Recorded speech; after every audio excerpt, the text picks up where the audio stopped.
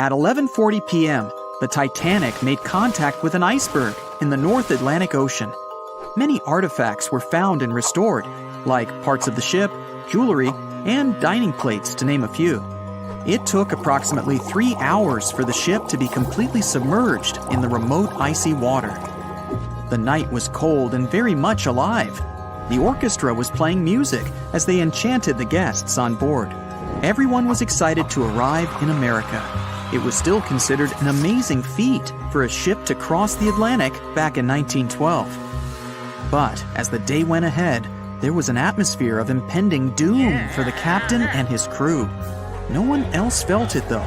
It seemed to them nothing could possibly go wrong, and this would just be another regular night. To them, the Titanic was unsinkable. The last thing on your mind when thinking about the Titanic is the mail crew. Yes, there were mailmen on board delivering mail to America. It may seem like a pretty mundane occupation, but there was a very tough test to pass in order to be accepted on board. And only a few top candidates would qualify, and those few would get shortlisted and accepted. John Starr March, an American, was one of these mailmen, earning between $1,000 to $1,500 a year working on the Titanic. Back in 1912, this was considered to be a lot of money. They were not officially part of the ship's crew, since the mail crew was placed near the third-class quarters. But given their influence and resistance, they were eventually moved and given a private dining area. March got this job since he needed the money to support his family. He found a perfect way to earn some big bucks, working on a large ship traveling across the ocean. He was 51 at the time and came from New Jersey. Sadly, he was on board when the ship sank and didn't make it. But they recovered a pocket watch that gives us a little insight into what happened that fateful evening. It's a gold case engraved with filigree and had a caption saying it was made by the Elgin National Watch Company. On the surface, you'd think this would just make a pretty cool antique sitting over the fireplace, but there are some unusual details about it. There are obvious signs water seeped beneath the glass, and the black arms of the watch indicate the time to be exactly 1:27. It leaves us wondering why the clock stopped at this precise hour. What was the owner doing? The mail clerks were operating a fully functioning and efficient mail sorting facility on board the Titanic. This wasn't something you'd come by often on a cruise ship, since typical ocean liners use closed mail bags to transport the mail from one port to another. But the mail sorting facility on the Titanic allowed passengers to send out postcards whenever the ship docked in transit zones in Ireland and France. According to reports, people started heading back to their rooms at around 11 p.m., but some of them were still hanging around and enjoying their night. The 5 mailmen were celebrating a colleague's birthday in their separate dining room. 5 minutes before impact, crew members spotted the iceberg and rang the bell 3 times as a warning that something was ahead of the ship. They gave orders for the Titanic to move left, or, as they say in the biz, hard a starboard, to make the engines reverse. It was not enough to avoid the great impact. At 11:40 p.m., the Titanic struck the iceberg, and disaster erupted on the inside. Not just water seeping in and ultimately sinking the ship, but panic and chaos among the passengers and crew members. Captain Smith reached the deck and was informed that the Titanic had hit an iceberg. And at the same time, the mailroom began filling with water. We know that the 880-foot ship was completely submerged at around 2:20 a.m., with 706 survivors. The time between the impact and the sinking was really eventful. At midnight, they started getting the lifeboats ready for the passengers to evacuate. Orders were given for women and children to board the safety boats with some crewmen to guide and operate them. The problem was that the 20 safety boats available could only host 1,178 people out of the total of more than 2,200 passengers on board. March and his colleagues began sorting out the mail. There was chaos in directing and ordering around. With each second passing, icy cold water was filling the ship. 15 minutes after midnight, Captain Smith ordered his crew members to send out a distress signal. Even though SOS was established earlier than the Titanic, many others used CQD. The CQ stands for General Call, and the D is Distress. The Frankfurt was too far away to help, even though it was one of the first to respond. Even the Titanic's sister ship, the Olympic, responded, but it also was too far away. At 12:20 a.m., the Carpathia received the urgent message and redirected from its original course to help them out, even though they were 58 nautical miles away. Although this was some relieving news, the water kept seeping in at an alarming rate. It wasn't easy to keep everyone calm, knowing that the ship could be underwater in a matter of hours. At this point, many passengers were already on board the safety boats, waiting to descend into the water. The musicians on board began playing music for the ones still waiting. At first, they were playing in the first-class lounge, and then they moved to the deck. There's a debate on how long they were playing for and what song it was. None of the musicians made it out. The 5 mailmen on board were also doing their duties while the ship was sinking.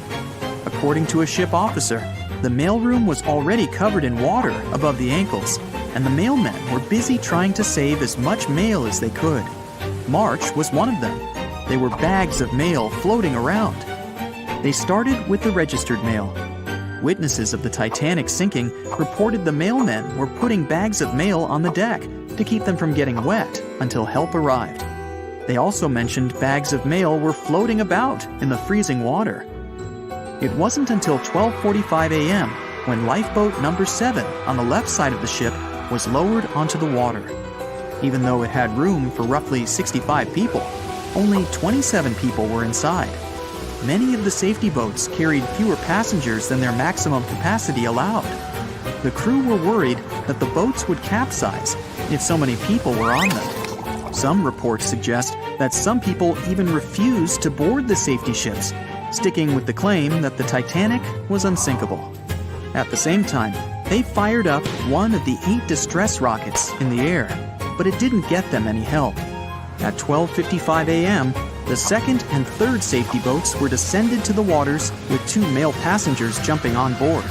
5 minutes later, another safety boat was lowered with around 39 people. At this point, water entered the base of the grand staircase. In the next 20 minutes, more safety boats were lowered, most of them underloaded. Still no help. The Carpathia was still on the way. Panic was growing, and tensions were rising.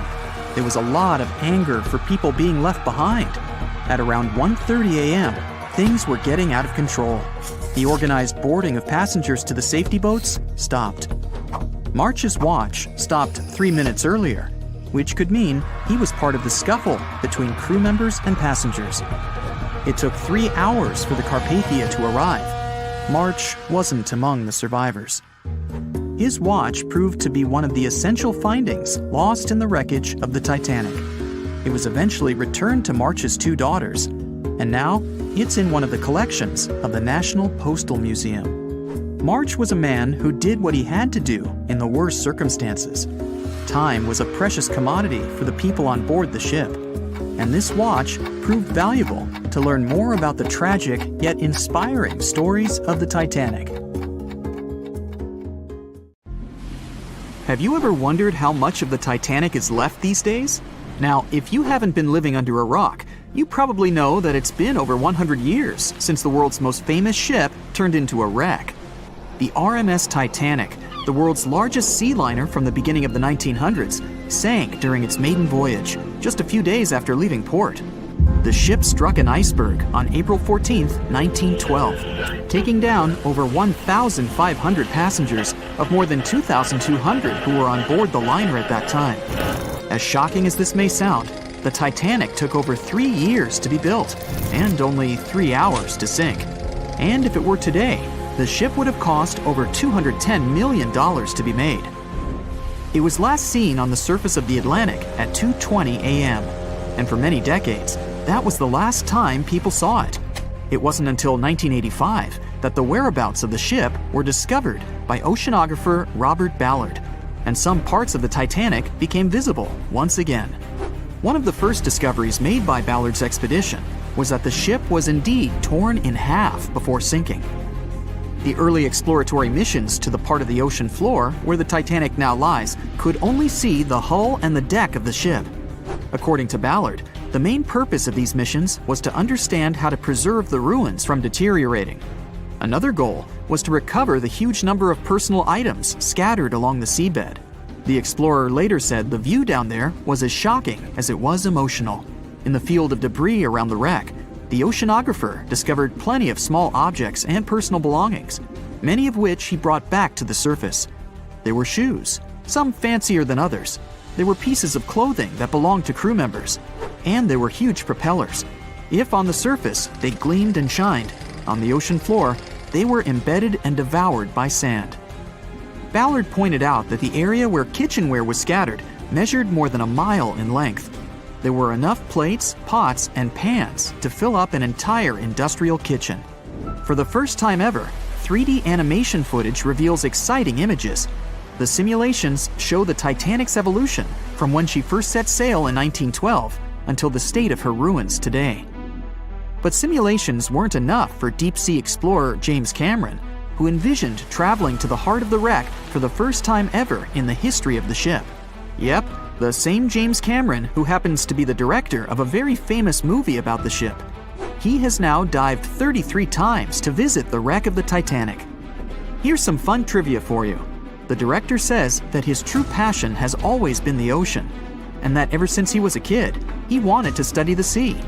Directing, let's say, just happened to be his day job. And when the possibility of directing Titanic appeared, he said yes, just so that he could go and check out the ruins of the ship in real life. Now back to the wreck. According to James Cameron, it wasn't enough for researchers to access only the exterior of the ship. They needed to go inside, analyze and photograph what was left of the pompous interiors of the world's once biggest sea liner. Cameron piloted an innovative robot vehicle equipped with cameras. It helped the man to reveal spaces in the Titanic that no one had ever seen before since the ship touched the bottom. Turkish baths, for instance, still had their tiled walls standing up almost in all their entirety. These baths were exclusively for first-class passengers. They were located right next to the swimming bath and the third-class dining room, and were designed in the Moorish style. People resting there could get heating blankets and ask waiters to bring them anything they needed. If the pictures from before the disaster were astonishing, they carry a different kind of wow factor now, when everything you see in them is hidden underneath the surface of the water. Another shocking discovery was the ship's mast. If we look at the Titanic in its pre-sinking glory, the mast calls much of one's attention. Located on the bow of the huge ship, the mast held together the transmission cables for the Marconi system, a system of wireless telegraphy. That's also where the British merchant flag the Titanic flew was located. The mast stood at the height of a bit more than 100 feet and was equipped with a crow's nest. Nowadays, the mast is unrecognizable. Attacked by corrosion, it collapsed. The crow's nest broke apart too. Now we can see why the modern-day Titanic is a real treasure for deep-sea explorers. But as the wreck of the ship lies at an approximate depth of 12,500 feet, sunlight is non-existent there. So, piloted missions depend on high-end technological equipment to survey the area. Why do you think the Titanic went missing from the public eye for over 70 years? Well, because at that time, technology wasn't advanced enough for people to go down there, as well as bring back good footage of the wreck. Filmmakers were the ones who drove this technology to its advance by trying to film underwater. They began by building boxes to put their cameras inside. And now, deep-sea photography is highly advanced and allows us to marvel at the awesomeness of underwater life. Of course, taking pictures under the sea is no easy feat. For one thing, to withstand that crazy underwater pressure, submarines need to be really strong and have thick walls, no thinner than 11 inches. Plus, explorers need to understand how to film and photograph when there's almost no light around. There was another thing that made documenting the Titanic even more difficult. When the wreck of the ship was rediscovered by scientists, it was covered with red-colored rusty bacteria that made it even harder to take good pictures. As it happens, the color red does not reflect well underwater, which is unfortunate for photographers. For this reason, human-operated vehicles that go down to tour the ruins are equipped with powerful lighting devices. When you see some parts of the ship from afar, they look as if reddish-brown wax has been dripping all over the Titanic's ruins. But in reality, these icicle-shaped structures are colonies of microorganisms. When the ship sank, it brought down with it an enormous amount of bacteria that hadn't existed at the bottom of the ocean before. But now, these bacteria, together with the extreme conditions at the bottom of the ocean, have turned into a disastrous combination for the ruins of the ship. These red colonies of microorganisms actually feed off of iron and steel, which is basically all that is left of the Titanic. One kind of those microorganisms are bacteria called Halomonas titanicae. They can eat up to 220 pounds of iron per day. This makes the Titanic a colossal food source for them.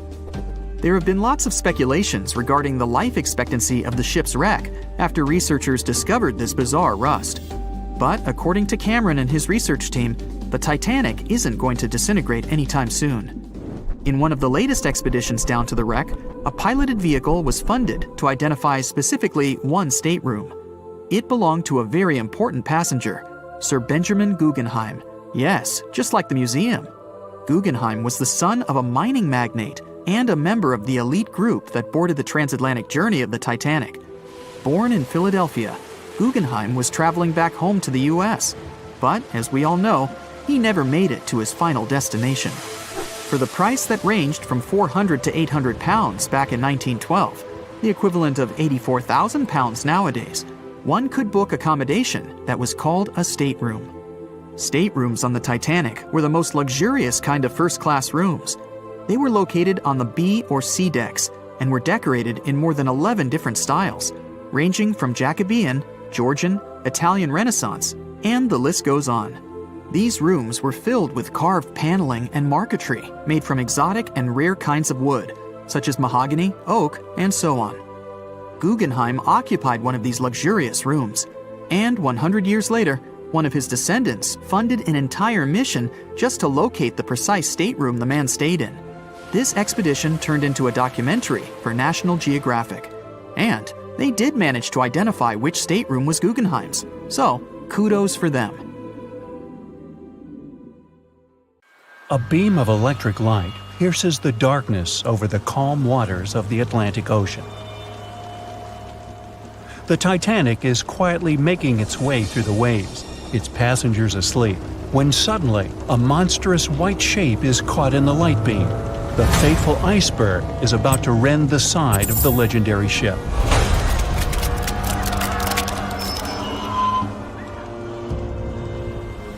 April 14, 1912, only 2 days before someone will take a photo of a giant iceberg with a pretty unusual elliptical shape. It turns out that this iceberg most likely formed out of snow that fell 100,000 years ago. Researchers used computer modeling to figure out its origin. They used data from 1912 and added some new information about winds and ocean currents. They concluded that the iceberg was probably a part of a small cluster of glaciers in southwest Greenland. These days, it's possible to calculate the routes of such icebergs in any given year in the past. So the infamous chunk of ice was on its way from Greenland to an area further south from Cornwall. If the ship had passed through that region only 2 days later, the iceberg would have moved far away from the point where they met. At first, the weight of the most well-known iceberg in the world was 75 million tons. With time, it started to slowly melt away. And when it sank the Titanic, its weight was only 1.5 million tons. By the time of the collision, it had probably been melting for months, but it was still a true monster. When the Titanic sank, the iceberg was 400 feet long, and more than 100 feet of its surface was above the water. Some people believe it was a supermoon that caused the Titanic to sink. That night, there was a rare lunar event. It hadn't happened for 1,400 years. In normal conditions, the iceberg wouldn't have traveled so far south without melting and losing the largest part of its mass. But the supermoon could have been the reason for an unusually high tide that pulled the iceberg away from the glacier way faster than usual. There's a specific type of bacteria that slowly consumes the remains of the Titanic. Salt corrosion, ocean currents, freezing temperatures, plus this rust-eating microorganism might consume the entire wreckage. American actress Dorothy Gibson was aboard the Titanic. She survived, and when she arrived in New York, she started filming a movie called Saved from the Titanic almost right away. The movie was released only a month after the Titanic sank, and in the movie, she even wore the same shoes and clothes she had during the actual disaster. The movie was a big success at that time, but the only known copy was destroyed in a fire. 14 years before the Titanic sank, a novella called Futility had been published, and it seemed to have predicted the whole event. The plot centered around a fictional ship called the Titan that sank during its voyage. The Titan was almost the same size as Titanic, and they both went to the bottom in April. The reason was hitting an iceberg, too. Both the real and fictional ships were described as unsinkable, and both of them had the legally required number of lifeboats, which, as it turned out later, were nowhere near enough. We've seen it in the movie, but there were some real-life love stories happening on the Titanic, too. 13 couples even took a trip on the Titanic as part of their honeymoon. One of the couples owned Macy's department store in New York. Once it became clear the Titanic was rapidly sinking, the woman refused to go into a lifeboat without her husband. But he didn't want to join her while there were still women and children who he thought had to go first. Then his wife gave her coat to her maid. She insisted that the maid should get into the lifeboat, and she wanted her to be warm. As for the woman herself, she decided to stay with her husband till the end. Some people believe Titanic sank because of a mummy, not an iceberg. It all started around 1000 BCE with a mysterious woman who lived in Egypt, in the City of Thieves. People knew little about her, but they called her a priestess. Her mummy was put in a wooden sarcophagus and covered with a large lid with the image of her face and some mystical inscriptions. This place had been hidden until the first half of the 19th century, when a group of locals accidentally came across it. They disturbed her peace. No one knows how, but the mummy disappeared that day without a trace. A couple of decades later, a group of rich friends from England traveled to Egypt and found the empty mummy casket with the image of the priestess, whose dark eyes seemed to be looking into the void. They decided to buy it, but the buyer disappeared the same night before he even got the case. All members of the group had some accidents.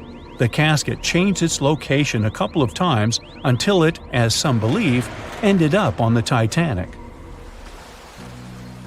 It took more than 70 years for a robot submarine to find the ruins of this legendary ship. The wreck lies nearly 13,000 feet under the surface of the Atlantic Ocean, split into two halves. Why did the liner break apart? No one knows exactly. Some think it happened because of the water that got inside when the ship collided with the iceberg. The pressure was so powerful it separated two parts of the vessel, starting with the ship's bottom structure. Others say it was because of the hull rivets. They had a high concentration of slag or smelting residue, and that's something that can cause the metal to split apart. The ship generally had many flaws, starting with the design. The watertight bulkheads weren't completely sealed on top. This allowed the water to flow between the compartments and, in the end, sink the vessel. The iron of the ship's rivets and steel of the hull ended up ruined because of high sulfur content, cold temperatures, and high speeds. The steel shattered and the rivets popped out quite easily. Because of this, Titanic sank 24 times faster than it would have otherwise. If the ship had hit the iceberg head-on instead of ramming it with its side, it would have probably stayed afloat. How come the crew members didn't have binoculars? It would have surely helped them spot the iceberg on time and maybe even avoid the disaster. But the binoculars on the Titanic were locked in a storage cabinet. Only one crew member had the key, and he had been transferred off the ship right before it set sail. He later said he hadn't remembered to hand over the key. But even without the binoculars, the ship might have had some time to change course and avoid the collision if the crew had gotten some warning. But that's the thing, someone did warn them. About an hour before the incident, a ship that was relatively close to Titanic, the SS Californian, sent a message to inform them it had stopped because of dense ice field. But the warning never got to the Titanic's captain. Some experts say it was because the radio operator didn't think it was that urgent. And later, the SS Californian said they didn't get a call for help from the Titanic because their radio operator was off duty. Some say the crew on the Titanic couldn't spot the iceberg on time because of an optical illusion. Atmospheric conditions that night probably caused super refraction, which could have camouflaged the berg. After all, no one actually saw the iceberg until it was too close to the ship to somehow avoid the crash. Not even a whole minute passed between the moment they saw the iceberg and the collision. It was only 37 seconds, and it took Titanic 2 hours and 40 minutes to disappear below the ocean's waves. They were on their way to the New World when a rendezvous with an iceberg crushed all of their dreams and hopes. There was panic and tears and heartbreaking goodbyes, like that of Jack and Rose. Or was there? Let's see how well you know the real story of Titanic. The love story of Jack Dawson and Rose DeWitt Bukater was inspired by true events. What do you say? Is it a myth or a fact?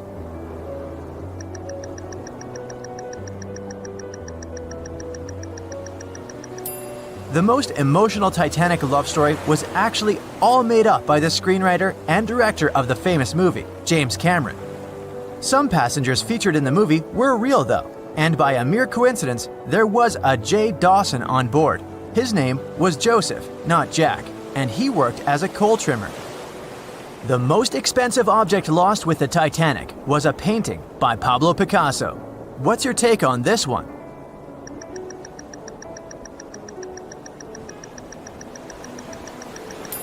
It's a myth. Another one given to us by the famous movie. The most valuable item that went down with the Titanic was probably a Mary Joseph Blondell painting, created in 1814. Some other valuable items were a violin that belonged to Wallace Hartley, the musician who insisted that they had to play till the very last moment. There was also a 1912 Renault Type CB Coupe de Ville that would now cost millions of dollars, a handwritten manuscript by Joseph Conrad, first edition essays by Francis Bacon, 5 Steinway grand pianos, and, of course, some fine china plates and cups, and first-class passengers' jewelry. The Titanic was the largest and the most luxurious passenger ship of its time. Does it sound real to you?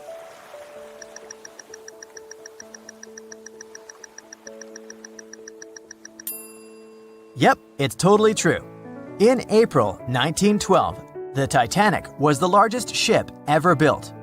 It was 882 feet long and had a maximum passenger capacity of 2,435 people.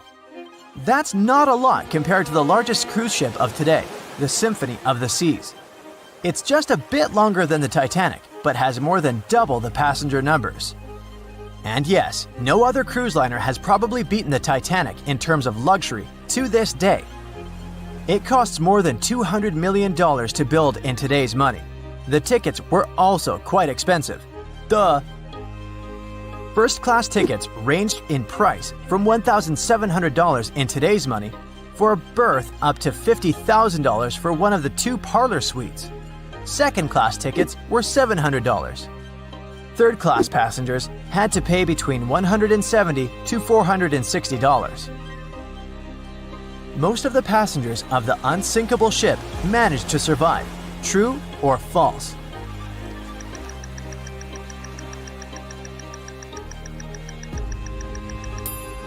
Sadly, it's false. Only 37% of all the passengers actually survived the meeting with the Titanic. Around 61% of the first-class passengers, 42% of the second-class passengers, and 24% of the third-class passengers made it out alive. The Titanic was passing through the Bermuda Triangle when things went wrong, and that's probably why it sunk. What do you say? Myth or reality?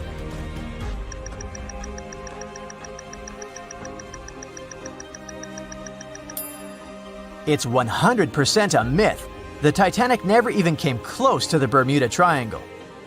The liner sank about 400 miles south of Newfoundland, which is a huge distance to the north of Bermuda, the infamous area where ships and planes disappear without a trace. We might have the moon to blame for the sinking of the Titanic. True or false?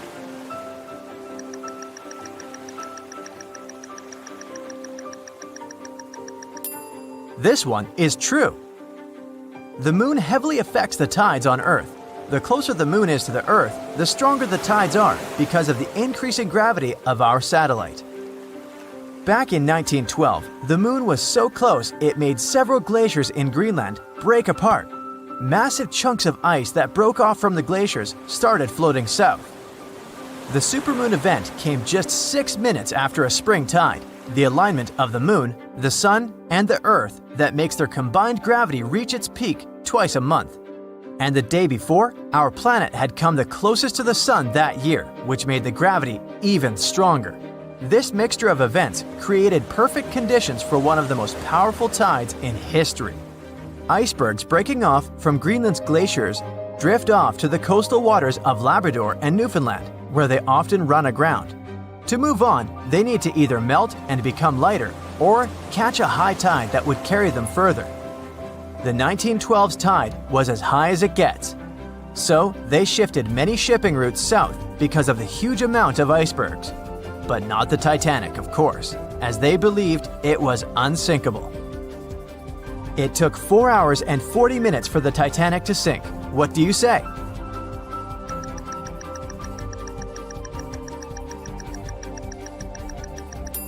It's false, and if you're a Titanic expert, you definitely know it was actually 2 hours and 40 minutes. And this was slow enough, given the damage caused by the iceberg. It didn't sink faster, thanks to the ship's construction. There were 16 watertight compartments in the lower part of the ship. They worked as a lifeline. When the iceberg crashed into the hull, it broke into 6 boxes. The Titanic could have stayed afloat only if 4 compartments had been damaged. Water filled the first 6 compartments within 1 hour. During this time, the ship tilted slightly to the right side. Then, water began to flood the 7th box when all 6 boxes were filled. And from that moment, the sinking rate was growing with every second. The ship's bow sank under the water, and then the stern filled up. One of the leading reasons for the Titanic tragedy was signal rockets. True or false? What's your take on it?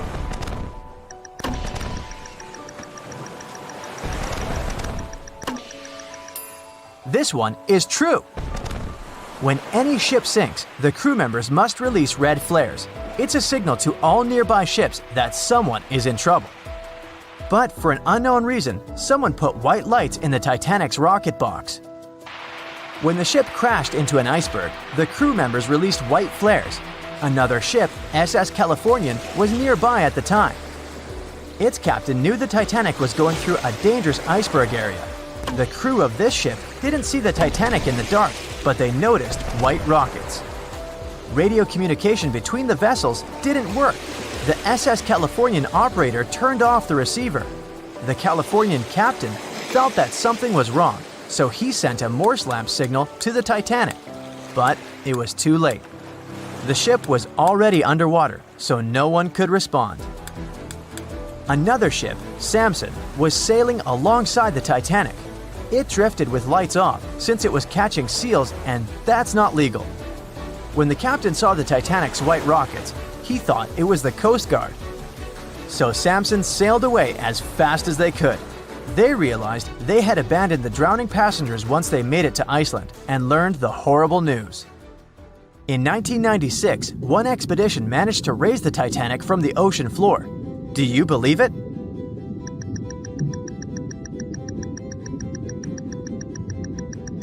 If you don't, you're right.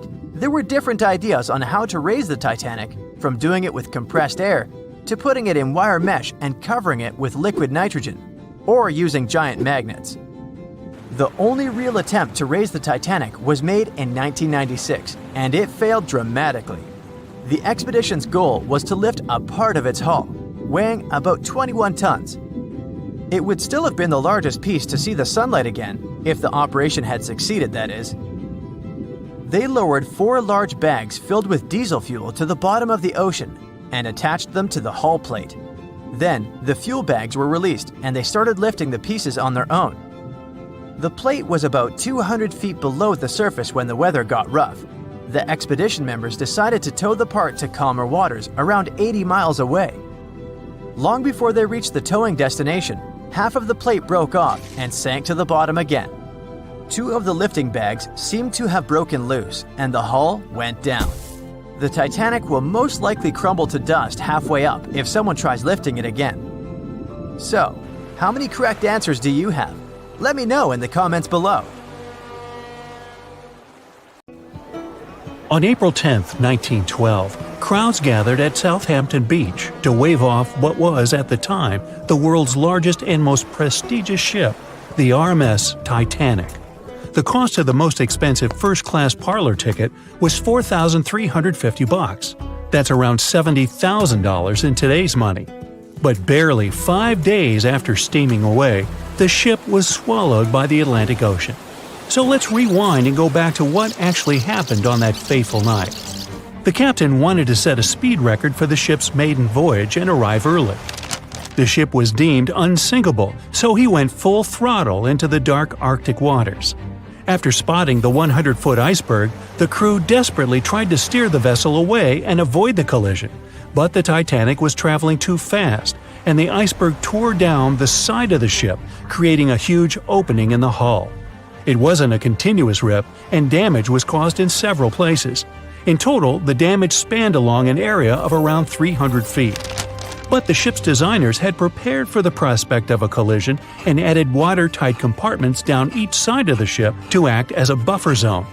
4 of these compartments could be breached and the ship would still stay afloat. But because the iceberg tore down the side of the Titanic, it ripped holes in 6 compartments. The compartments didn't extend up the total height of all decks and weren't actually sealed at the top. This is why, when more than 4 were flooded, water reached over the top of the bulkheads and filled the remaining compartments, causing the ship to sink into the ocean. Think of it as water spilling over an ice cube tray. But what if the collision was head-on? Would it still have sunk? Ships are designed with potential crashes in mind, and most vessels have collision bulkheads in the bow. Most of all, it's like your car's bumper or crumple zone. It's a safety feature that can withstand a direct hit. The bow could have taken some of the impact, and some experts have suggested that if it hit head-on, only 2 to 4 of the watertight compartments would have been flooded. So, in theory, the Titanic might not have sunk, and it might have even been able to continue sailing to its final destination at a much slower speed. The force of impact would likely have been huge, though. But although passengers would have been injured by the force, they'd have been able to stay on the ship to wait to be rescued by other ships, rather than being forced into the icy waters of the Atlantic. Still, one of the Titanic's designers, Edward Wilding, suggested that the force of the impact might not have actually been that big.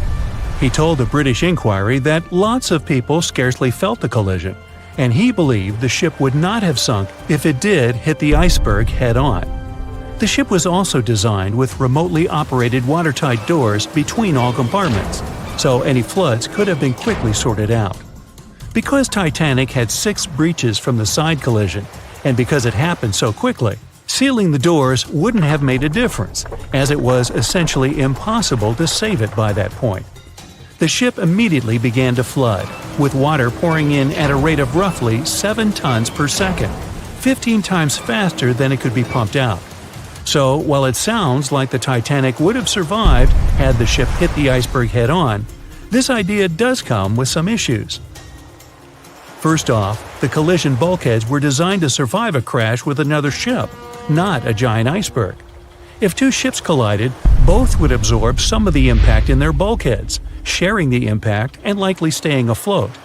But an iceberg is stationary, meaning that Titanic would absorb most of the energy from the collision. If Titanic hit head first, Because of the speed it was traveling, the impact would have likely traveled down the whole body of the ship. Just imagine a 46,000-ton ship traveling at around 20 knots. At some point, it hits an iceberg that weighs what could be over 100,000 tons. This collision would likely create a powerful force causing massive damage to the vessel. It is likely that seams would split, staircases would come tumbling down, and rivets would burst open across the ship. All that would have potentially flooded even more compartments. This could have caused Titanic to sink in a matter of minutes rather than hours. But that's just the tip of the iceberg. As we all know, the biggest part of it is hidden underwater. So if Titanic had been traveling head-on, it's likely it would have hit the part of the iceberg below the water first, which would send it veering off course. Hitting an iceberg is not like hitting a brick wall. In this case, the ice under the water would have torn open the bottom of the ship and caused damage to the sides. Icebergs also aren't flat, solid objects. If a flat collision happened, the ship might have stayed afloat, but icebergs come in many shapes and sizes, from domes to wedges. Studies have also been done on the steel used to produce Titanic, and the tests show the metal was about 10 times more brittle than the steel we use today. The ship was built before we understood the effects of low temperature on steel. The old steel used to make the vessel would not bend when faced with freezing temperatures, but break. Recovered pieces of Titanic's hull plates show that the hull just shattered on impact. Hitting head-on would also cause a very severe and abrupt stop, so even if the ship hadn't sunk, there would still have been major issues. Think about when you suddenly hit the brakes on your car, or when the bus stops while you're walking down the aisle and you get flung forward. Passengers would have been thrown across the ship, and because the crash happened at night, most people were sleeping, so wouldn't be able to effectively prepare for any sort of impact. This would result in injuries for most people on board.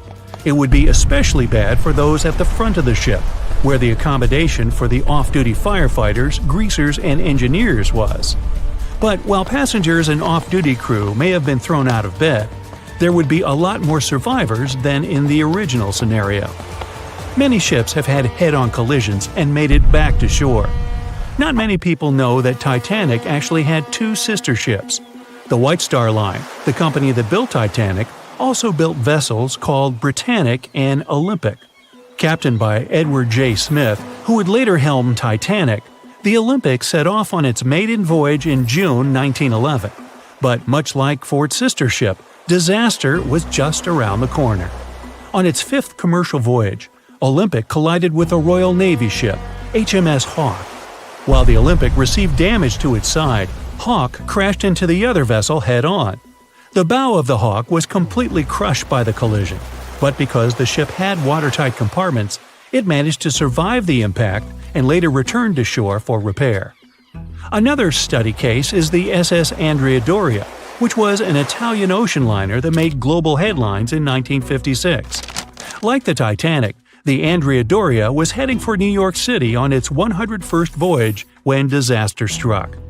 On July 25th, the vessel collided with the 524-foot Swedish passenger liner Stockholm. The Stockholm hit the ship head-on, but the point of impact for the Andrea Doria was on its side. The front of the Stockholm was completely smashed, but because the impact was on its hull, it managed to survive. The Andrea Doria, however, sadly sank due to the collision being on the side of the ship. So these cases could suggest that maybe the Titanic would have survived had it hit the iceberg head-on. But we have to remember that the Titanic hit the thing full speed, whereas both the Olympic and the Andrea Doria were traveling slower. In the Titanic movie, you won't see any fumes above the fourth funnel of the legendary ocean liner, and it's not a mistake. Back in 1911, the year before the Dream ship's departure, large ships would mostly sail with 4 chimneys. They needed those to draw heat and fumes from their massive boilers. The Titanic was a real engineering gem that only needed 3 chimneys to function. So the fourth was added for balance and more impressive looks. The White Star Line thought the public would have been disappointed to see only 3 pipes on the greatest ship of all time. The Titanic's sister ships, the Olympic and the Britannic, also had 1 fake funnel each for the same reason. The dummy chimney wasn't completely useless and served for ventilation. It took out the fumes from the machine spaces in the lower decks and from one of the first-class general rooms. One big ventilation funnel, instead of several small ones, helped to declutter the upper decks and left more open space for passengers to enjoy their strolls. When Titanic went down, the funnels, each weighing 60 tons, went down with the rest of the ship. They were made extra tall to make sure the passengers weren't covered in the soot being ejected. Their height and weight let them stay in the upright position. The forward funnel, followed by the others, fell only when the ship went for the final dive. Those chimneys were much lighter than the bow, so they spread among other debris. The light material they were made of flattened once it hit the bottom, and the iron-eating bacteria living deep down took care of it later. The bow of Titanic remained intact when it hit the seabed, but the stern was completely mangled. When the famous ocean liner hit that iceberg, things got really messy. It took the future movie star a whole 2 hours and 40 minutes to submerge completely. The collision let water flood 6 out of 16 watertight compartments. As the water gushed into the starboard side, the ship started to tilt down in the front and a bit to the right. By midnight, the damaged compartments were spilling water into others, and it was chaos because these compartments were only watertight horizontally. Soon enough, water started flooding through the anchor chain holes, and by 2 a.m., the bow was sinking, and the stern's propellers were lifted out of the water. The ship kept flooding until the moment the bow went underwater, and the stern shot up almost 45 degrees. The weight of those massive propellers stressed the ship's midsection. The steel just couldn't handle it and failed.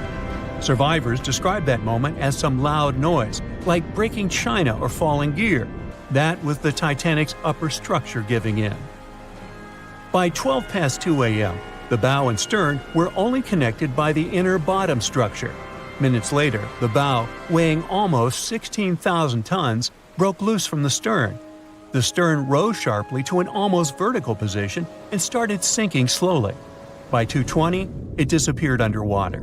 The bow was cruising down at about 13 miles per hour and had hit the ocean floor almost a half an hour before the stern. The two parts of the Titanic now lie 2,000 feet apart, pointing in different directions. The bow remained mostly intact, just covered in mud. The stern turned into a tangled wreck because of the implosions it went through during the descent. The air trapped within the structure just couldn't handle the increasing pressure of the water deep down. Signal rockets played a big part in the Titanic's tragedy. When a ship goes down, you're supposed to shoot up red flares to signal trouble. But someone decided to stock Titanic with white lights instead of the usual red ones. So when the ship smacked into that iceberg, the crew fired off white flares.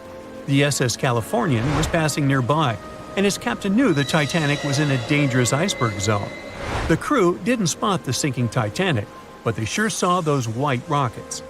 The radio between the ships was useless because the Californian's operator switched it off. The captain had a gut feeling something was off, so he flashed a Morse code light signal at Titanic. But he received no reply because the Titanic had already gone underwater. There was another ship, Samson, sailing alongside the Titanic. It had plenty of illegally hunted frozen seal meat from Canadian waters abroad, so it was sailing with lights off to remain unnoticed. When they saw the Titanic's white rockets, they thought it was the Coast Guard and zoomed away. Samson didn't have a radio, so they couldn't find out about the ongoing disaster. The crew got the news about Titanic only when they got to the coast of Iceland the following month. There have been many theories to explain the Titanic tragedy, and one of the recent ones says that there was a fire involved. An Irish journalist went full detective for decades, digging into the mystery, and stumbled upon a game-changer. He came across a photo album that had been hiding from the public for a century after the tragedy. In the pictures, taken at the Harland and Wolff shipyard in Belfast, Northern Ireland, just over a week before the liner sailed, you can clearly see a massive 30-foot black spot on the ship's hull. Maloney researched the photos and eyewitness testimony from the time and claimed that a fire spontaneously broke out inside of one of Titanic's enormous coal bunkers. It was raging for a whole 3 weeks and messed with the metal, critically weakening a crucial segment of the ship's hull. Back then, most ships had just one hull, so it was the only skin the Titanic had. That's why the iceberg managed to punch a hole through the ship so easily. If it hadn't been for the fire, the Titanic might have shrugged off that iceberg collision. The company operating the liner knew about the fire, but they decided to conceal that fact. They didn't want any negative stories in the press as they faced some serious competition in transatlantic voyages. The Titanic was sold out, so they stocked up on coal and made it sail. The moon might have also played a role in the sinking. Our satellite heavily affects tides on the Earth. The closer it is to our planet, the stronger the tides are because of the increasing gravity of the moon. Back in 1912, the moon was so close it made several glaciers in Greenland break apart. Massive chunks of ice that broke off from the glaciers started floating south. The supermoon event came just 6 minutes after a spring tide. During new and full moons, the alignment of the moon, the Earth, and the Sun makes their combined gravity reach its peak. And the day before, our planet had come the closest to the Sun that year, which made the gravity even stronger. This mixture of events created perfect conditions for one of the most powerful tides in history. It created the perfect conditions for the icebergs breaking off from Greenland's glaciers to move freely. Opponents of this theory say that the difference in tidal force wasn't actually that big, and it couldn't have been the main cause of the sinking. The iceberg tore down the side of the ship, leaving a huge opening in the hull. It wasn't a continuous rip, and damage was caused in several places. Some experts believe the ship would have survived the iceberg if it had hit head-on. The Titanic had watertight compartments designed to prevent flooding in case of a collision. Only the first 3 or 4 of these compartments would have been flooded. This could have helped save a lot of lives. Supporters of this theory put the blame for the disaster on First Officer William Murdoch. Huge, fast-moving ships don't just turn in a matter of seconds like a speeding car. It takes minutes. When Murdoch realized the collision was inevitable, he tried dodging left to avoid a direct hit. But despite his efforts, the ship still collided with the iceberg. You know the rest. Can you guess how many theories of the Titanic's sinking exist? Right, loads, including a theory of my own, which I'm going to share with you today. And then you can decide which one seems most likely to you. One Piece theory. The very first version of the events was the One Piece theory. It's very simple and basically claims that the sinking happened without any breakups. 2:15 a.m., the ship collides with an iceberg. 2:18 a.m., the lights go out. The ship reaches an angle of 45 degrees and then quickly begins its final plunge into the ocean depths. 2:20 a.m., only about 3 minutes later, the RMS Titanic disappears under the surface of the ocean for good. The liner doesn't break, it just goes down as a whole piece. Of course, this can't be true. In April 1912, the Titanic was not only the largest ship in the world, but also the largest ship ever built. It's hard to believe that such a heavy vessel could have gone down without breaking. That's just impossible. Well, I mean, you can't blame the theorists. Before we found the wreckage, there were no other theories. Wait a minute, or were there? The day after the disaster, the survivors gave their interviews. They talked about what had happened, and some of them claimed that the ship had actually broken in two when it had been flooded. For example, Jack Thayer, a 17-year-old boy, outlined the sinking as he remembered it, and L.D. Skidmon drew a sketch based on his description. The picture clearly showed the ship breaking in half. But no one believed Jack or other witnesses. There was no evidence, so their claims were received with a grain of salt. But in 1985, things changed. First, breakup theory. That's when Robert Ballard found the wreckage of the Titanic in the depths of the ocean. When people saw the wreckage, it became clear that Jack and the other survivors had been right. The Titanic did indeed break in two when it sank. So it's time for a new theory. 2:15 a.m. The keel breaks, the starboard list eases, and the hull continues to bow and crumble. 2:17 a.m. The galley sections break off. The towers immediately drop under their own weight. The lights go out. The stern is pulled into the air. The bow breaks off and starts sinking. The aft is barely hanging on to the starboard side of the stern section superstructure. the stern section slowly lists over to port as it begins sinking again. It rises up one last time and pivots in a semicircle as it sinks. It all sounds pretty convincing, right? But people began to find plot holes in this theory.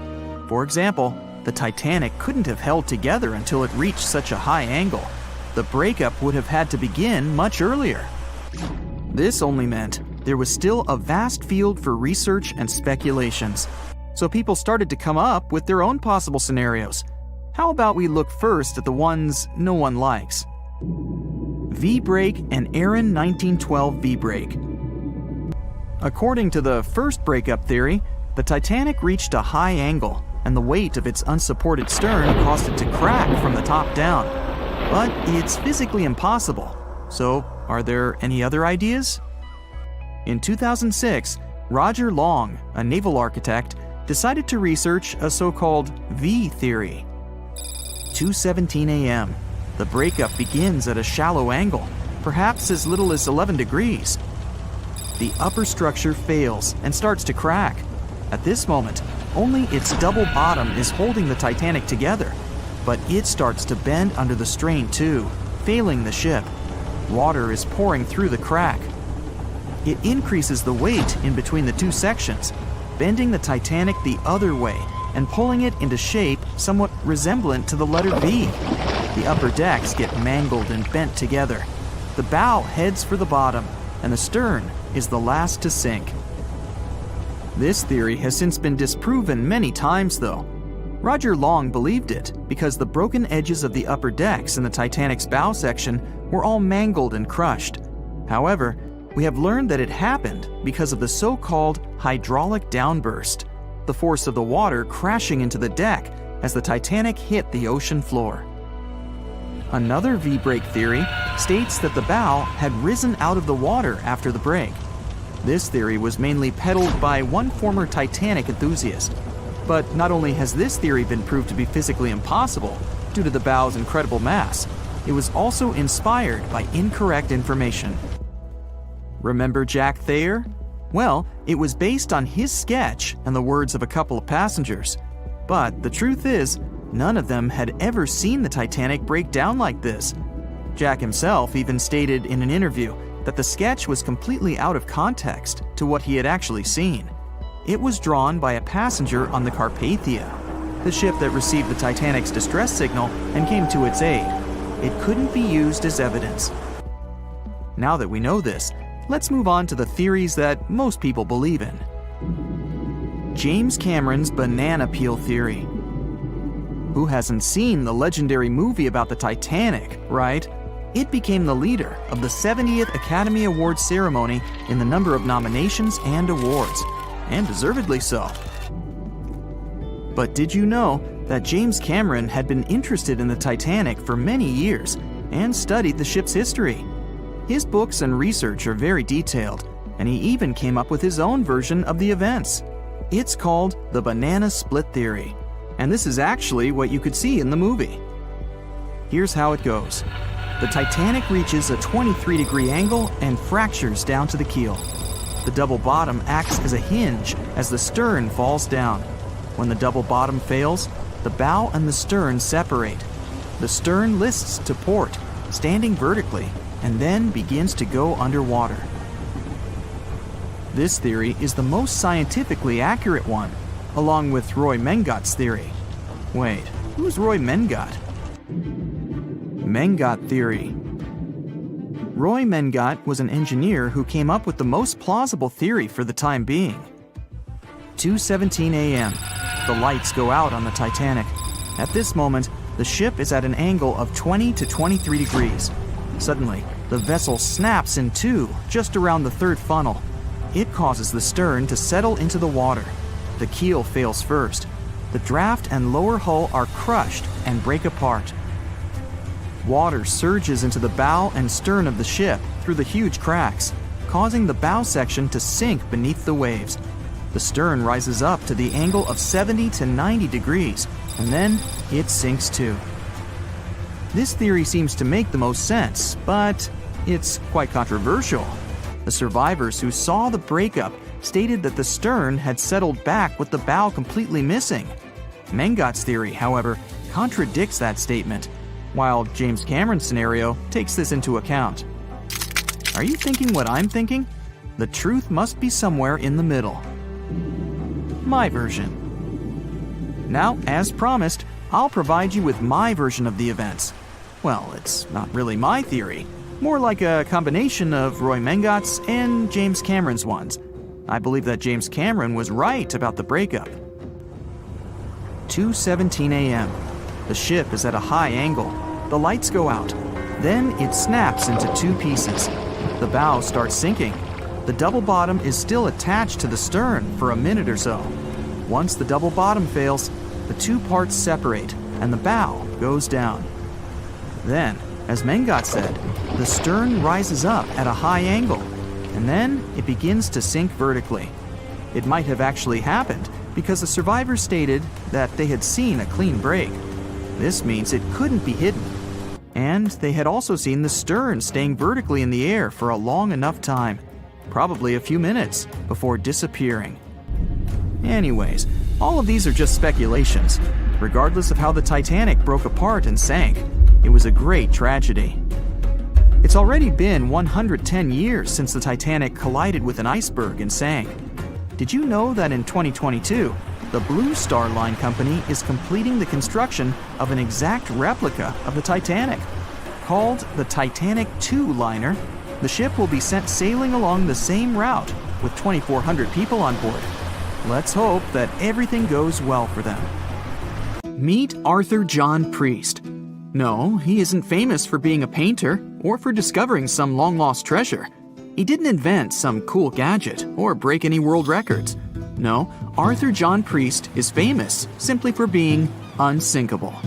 Proving one can be both lucky and unlucky at the same time, Priest was involved in and survived several mishaps at sea, including the fateful maiden voyage of the Titanic. Priest was not a rich man interested in sailing for pleasure. He was part of the working class, employed as a stoker or fireman, stuck for hours within the hot bowels of large steam-powered vessels. His job was dirty and difficult. He was responsible for keeping the furnaces lit, feeding them coal to ensure enough steam was produced for the engines to work. He had to be careful about not overheating the system or setting fire to the whole ship. The furnaces had to be carefully watched and constantly fed. He breathed it all in a while, working and fighting with the sweat and the dirt. He would often work shirtless because of the heat and was always covered in black coal dust. And when he finally had a break, his shared living quarters were nearby in the same part of the ship. He must have been good at his job, though, because he had no trouble finding work. But wherever he went, bad luck seemed to follow. The first incident was a mild one. As a young man, Priest worked on the RMS Asturias. The passenger liner first set sail in 1907, traveling between Southampton in the UK to Buenos Aires in Argentina. At some point during its maiden voyage, the ship suffered a small collision. The damage was bad enough that the ship returned for repairs. Thankfully, there were no reports of any serious injuries. Priest, unfazed, simply went to work on another ship, but his bad luck lingered on the Asturias. In 1914, the Asturias became a hospital ship, helping care for sick men and women around Europe while bringing them home to England. But in March 1917, at just around midnight, the ship was struck by a foreign object. Its hull was breached and the engine room flooded. The captain ordered everyone to abandon the ship, sending crew, patients, and health staff scrambling for the lifeboats. The vessel was still moving, powering through the water because the main controls, located within the flooded engine room, could not be turned off. The captain refused to leave the ship while people were still trying to escape. He was able to aim the Asturias towards Bolt Head, where it finally hit land and couldn't sink. The remaining lifeboats were lowered and the final survivors made it to safety. When they studied the damage on the ship later, the Asturias was declared a total write-off. It might be hard to pin this particular disaster on Priest. After all, he wasn't even on the ship at the time. But it seemed that many of the ships on which he served were destined for trouble. His bad luck followed him to his next job on the RMS Olympic, a massive ocean liner. The Olympic was big. In fact, It had been designed and built as part of the fleet that included the Titanic. But with size came sacrifice. The Olympic was great at moving in one direction, but very difficult to handle when it needed to turn. It was September 1911. The Olympic was trying to alter its course. The Hawk, a smaller ship sailing nearby, didn't give the larger vessel enough room to maneuver, and the two slammed into each other. Because the Hawk was engineered to deal with potential confrontations when out at sea, its reinforced bow tore through the Olympic. Two large gashes appeared on the ocean liner's side. The propeller shaft was badly twisted, and worse, the ship began to take on water. Somehow, the Olympic made it to shore without sinking, and nobody was seriously hurt. Priest had no idea that this was just a small taste of what his future held for him. He next found employment on a brand new ship, a better ship, an unsinkable marvel that was said to be the biggest vessel to have ever been built. Yes, he was going to work on the Titanic. And what a job! It took 29 boilers, requiring 850 tons of coal a day to produce enough steam to power the Titanic. Priest was just one of 150 stokers toiling away in the ship's underbelly, keeping those fires burning day and night. He made around $30 a month. But on April 14, 1912, he would find himself flung from a world of extreme heat to one of blistering cold. At approximately 11:35 p.m., the crew spotted an iceberg. The Titanic tried to avoid it, but the alarm had been sounded too late. 5 minutes later, the two collided. The iceberg tore through the hull, and the once watertight compartments inside were badly ruptured. As the cold Atlantic water flooded in, the ship began to sink. Distress signals were sent, but the closest ship, the Carpathia, was over 3 hours away. In the dark of night and stuck in the middle of nowhere, the crew and passengers panicked. Those who could scrambled for the lifeboats. Others jumped into the icy waters. In total, only 706 survived that terrible night. Priest, at the time of the collision, was down in the ship's lower quarters. He was on break, relaxing from a hard day of work. And as the ship went down, so did his chances of survival. He and his fellow workers were in the most dangerous position on the ship. They had to make their way through a maze of corridors and gangways, some of which were flooded, in a mad dash to the deck. And then they faced the frigid water, jumping in and desperately swimming to safety. The ocean was so cold that Priest even suffered frostbite before finding his way onto a lifeboat. He was one of only 44 stokers to survive that night. After an experience like that, most of us would never set foot on a boat again. But Priest had to work. His next job also ended in disaster. He was offered employment on the HMS Alcantara. It went down in 1916, and Priest was again one of the few to make it to safety. He was badly wounded in the process. But he kept pressing his luck, and his next job as a stoker may have felt eerily familiar. He would be working on a ship built by the same people behind both the Olympic and the Titanic. And this ship, named the Britannic, was the biggest of the three. It was also believed to be a superior vessel, fitted with new safety features after the Titanic sank. For example, it had 48 open lifeboats, 46 of which were the largest ever used on a ship before. 2 of these were even motorized and equipped with special communication devices. The good news? The Britannic survived its first trip without incident. It was already doing better than the Titanic ever did. However, on November 21st, 1916, the Britannic was shaken by a loud explosion while traveling through the key channel in the Aegean Sea. The hull was damaged, and some of the compartments began to fill with water. But, unlike the Titanic, the Britannic had been designed for just such an emergency. It had been fitted with 5 watertight bulkheads. Intact, these would help keep the ship safe and floating for a much longer period of time. But there was one issue. Portholes along the lower decks had foolishly been left open. As the ship tilted, the portholes let in water, which flooded the Britannic and hastened its descent into the sea. This effectively made those watertight bulkheads useless. The ship was going down fast, much faster, in fact, than the Titanic had sunk.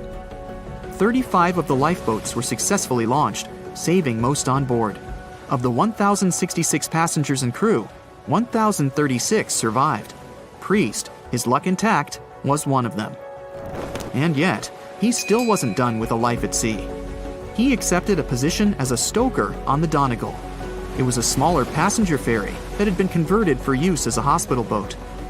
In April 1917, it was struck by a foreign object while fleeing an unsafe situation, and though he suffered from a head injury, Priest was again one of the survivors. It took experiencing 2 collisions and 4 sinkings before Priest was finally ready to retire. In fact, he reportedly said he only gave it up because no one wanted to sail with him. Can you blame them? He would live out the rest of his life on dry land in Southampton, England, with his wife Annie and their 3 sons. But Arthur John Priest would always be remembered as the unsinkable stoker. Staying in the water that's 70 degrees Fahrenheit for a long time definitely won't do your health any good. A water temperature of 50 degrees Fahrenheit is a nightmare. It feels much colder than the air of the same temperature. The passengers of the Titanic were in 28 degrees Fahrenheit water. Can you imagine how cold it was? Even the iceberg that the Titanic met was warmer. The water didn't freeze because of the high salt content.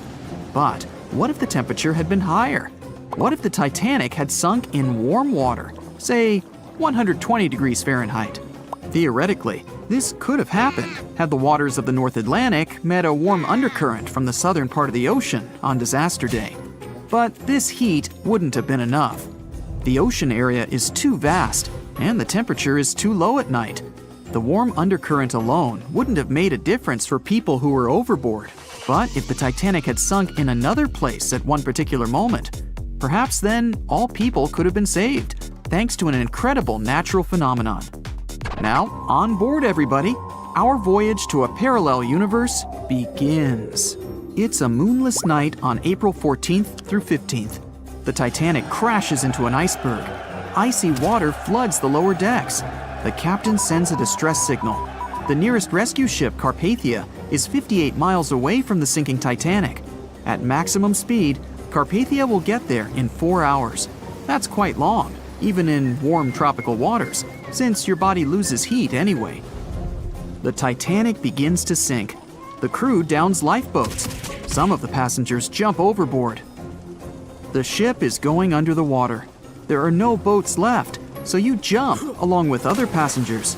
It feels as if you got inside a huge iceberg. The water is so cold that it's hard for you to move. You can't even scream because there's no air in your lungs. But at this moment, you feel a pleasant warmth coming from the depths. The heat rises above your knees and waist, then reaches your neck. Finally, you regain control of your muscles and can breathe deeply. You notice that all the other passengers feel the same warmth. The water becomes a little hot. It makes you happy. But in a moment, horror replaces your delight. The ocean begins to foam. And not because of the high temperature, but because something is rising from the ocean floor. You hear a heavy, low sound coming from the depths. It's not a sinking Titanic, but something bigger. You can see a huge iceberg nearby. It's melting, and a huge chunk is breaking off from it. 1,000,000 bubbles appear on the surface. Then you feel something hit you in the leg. Thousands of strange, lightweight rocks are rising from below. There are also massive plates among them. People use them as lifeboats. You climb on one of those rocks and look at the ship. It doesn't sink, since all the water is bubbling and pushing the vessel up. You take one of the small rocks and understand everything. It's pumice. An underwater volcano has woken up right under the ship. Thousands of tons of volcanic rock are floating to the surface. When it erupts, its magma shakes the entire space, heats the water, and destroys the seabed. But it doesn't result in anything destructive on the surface. The enormous pressure of hundreds of millions of gallons of water suppresses the volcano's power. Molten rocks of the Earth's crust are pressed against the seabed, and pumice rises to the surface. And here's why it happens. The upper part of Earth consists of many solid parts, tectonic plates. These plates collide with each other and divide. And when one part separates from another, the magma immediately comes up. So, all volcanoes are these unstable fault sites. If the Titanic had sailed over one of these areas during an eruption, many passengers would have been saved. Back in the parallel universe, you notice the Titanic starts sinking again. The water is no longer bubbling. The volcano has gone out. In a matter of seconds, the ocean turns icy again. Fortunately, you have your pumice lifeboat. This is enough to wait for rescuers. But let's imagine a situation with no underwater volcano and an iceberg. A situation when the water was warm from the very beginning. One of the engines in the motor compartment of the ship breaks down. Several pipes burst because of increased pressure, and now there's a crack in the ship's body. Water is filling the lower decks. The ship is sinking. People evacuate on lifeboats. There's less panic since the night is warm and no one is freezing. Each passenger gets a life jacket. The ship is breaking. You understand that you have to jump. The Titanic goes underwater. Many passengers fall overboard in horror. They dive into the dark ocean and immediately come to the surface. Panic and complete chaos take over. The ship disappears in the dark, and finally, it's all silent. A few minutes pass, and you notice there's no panic at all. The water is warm. Almost all passengers have life jackets.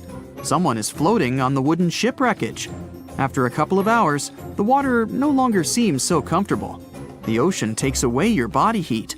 To keep warm, passengers swim closer to each other in a tight circle. Yeah, now it's quite possible to wait for another couple of hours till the rescuers come.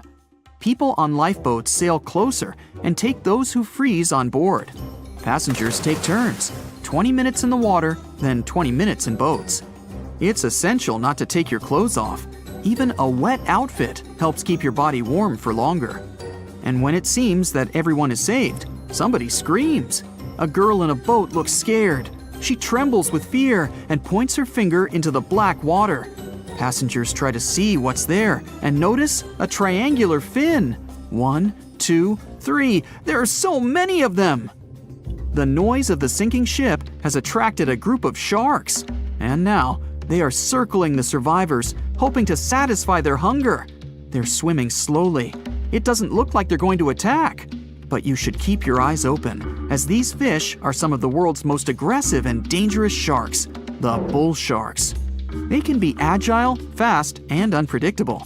They don't swim in the cold waters of the Atlantic, but the water in this parallel universe is perfect for them. The sharks are strong and sturdy. They create the illusion of slowness to relax their prey. They're called bull sharks because of their short, blunt muzzle, like that of a bull, and they like to hit a target or other sharks with their forehead. Several fish are ramming boats. Someone falls into the water. Fortunately, people help them back on board. The sharks aren't going to retreat. Chaos and panic ensue. People are screaming and splashing the water with paddles to scare away the fish, but it doesn't help. One of the sharks opens its toothy mouth and clings to a boat. At this moment, you notice more fins nearby. A pack of great white sharks arrives at the party. They are some of the most dangerous animals on the planet. They're big, fast, and strong, and their 300 triangular teeth lined in several rows are sharp as blades. Great white sharks swim around the boats and scare away the bull sharks. You fall off the boat and see a big fin approaching you. Fear awakens the survival instinct in you. You're trying your best to swim away from the shark as far as possible. Of course, it's useless, since the shark is much faster and will definitely catch you. You feel your foot touching the shark's nose. The other foot gets into the toothy mouth. You scream in horror. After a second, the shark lets you go. Great white sharks rarely attack people. If they bite, it's just to test you. After all, the shark's favorite prey is seals. It simply loses interest if it realizes you aren't a seal. But if the shark is starving, it doesn't matter to it what kind of prey you are. Lucky for you, this one is not like that. Those survivors in the boats have almost nothing to fear either. Great white sharks don't attack them. They can push boats slightly, but only to test them. The great white shark is swimming away from you. But a bull one appears, and it looks like it's hungry. The shark is swimming towards you, opens its mouth, and a loud ship horn penetrates the water. This is the RMS Carpathia that has come to the rescue. All the sharks swim away scared. All passengers are saved. Back in our universe, another ship that had been nearby could have saved the passengers much earlier. But that's another story. You know SOS, don't you? 3 dots, 3 dashes, and 3 more dots. It's an easy enough signal to tap out in Morse code. It means save our souls or save our ship. The crew of the legendary Titanic had been desperately trying to send this signal for 2 hours the night of April 14, 1912. There were other ships not too far from the spot where the iceberg took down the mighty Titan of the sea. But the call for help seemingly disappeared before it could reach them. The passenger ship SS Mount Temple did pick up a signal and try to respond, but the Titanic never got the answer. So what was silencing the ship's cries for help? Some unknown Bermuda Triangle of the North Atlantic? Consider this. Eyewitnesses say the sky was painted with a brilliant aurora borealis that cold, fateful night. Beautiful, yes. But on that day, the northern lights may have sealed Titanic's fate for good. You see, the aurora borealis forms thanks to geomagnetic storms. Sounds complicated, but those are basically fluctuations in the Earth's magnetic sphere. And what causes those is the sun itself. The magnetic sphere is like a protective bubble that surrounds our planet. It blocks harmful solar rays, winds, and other cosmic dangers from reaching us. Without it, life on our planet wouldn't be possible. Earth would look more like Mars. You also have it to thank for compasses pointing north. Experts know the Earth's magnetosphere affects navigational equipment, or disrupts it. Which brings us back to the Titanic. Recently, a published weather researcher named Mila Zenkova proposed a theory that solar flares, which provoked a geomagnetic storm, could have played a major role in the Titanic's untimely demise. Solar flares make themselves known on Earth all the time. Some people are especially sensitive to the magnetic storms they cause. These unlucky folks can feel weakness, fatigue, headaches, and even mood swings. On usual days, the pressure is the same on both sides. The magnetosphere blocks all the bad stuff, and we're all happy. But sometimes, explosions occur on the sun. They can be massive, Earth-sized. These flares shoot out a wave of charged particles that collides with the magnetosphere at high speeds. Our protective bubble then goes on the defense. It shrinks, deforms, and pushes those particles toward the poles. Enter those brilliant lights dancing above the Titanic that night. In the north, we know it as aurora borealis. In the south, aurora australis, or the southern lights.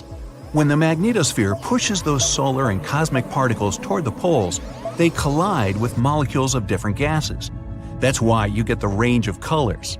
For example, oxygen can be green or red depending on the distance, and nitrogen is blue or purple. What multiple people saw that night was exactly this phenomenon, including the second officer from the rescue ship Carpathia. He wrote it down in the logbook before getting the distress call from the Titanic. But I'm getting ahead of myself. Auroras are a visible sign of a geomagnetic storm. Now, about navigational equipment. This applies to satellite and radio frequency devices. Remember, they didn't have iPhones back in the Titanic days, so the average person couldn't notice their gadgets going haywire. But navigational devices and wireless telegraph did exist and were actively used. Rewind back to the Middle Ages, when sailors noticed that, on some days, compasses wigged out. The arrows spun in all directions, and people back then had no idea why.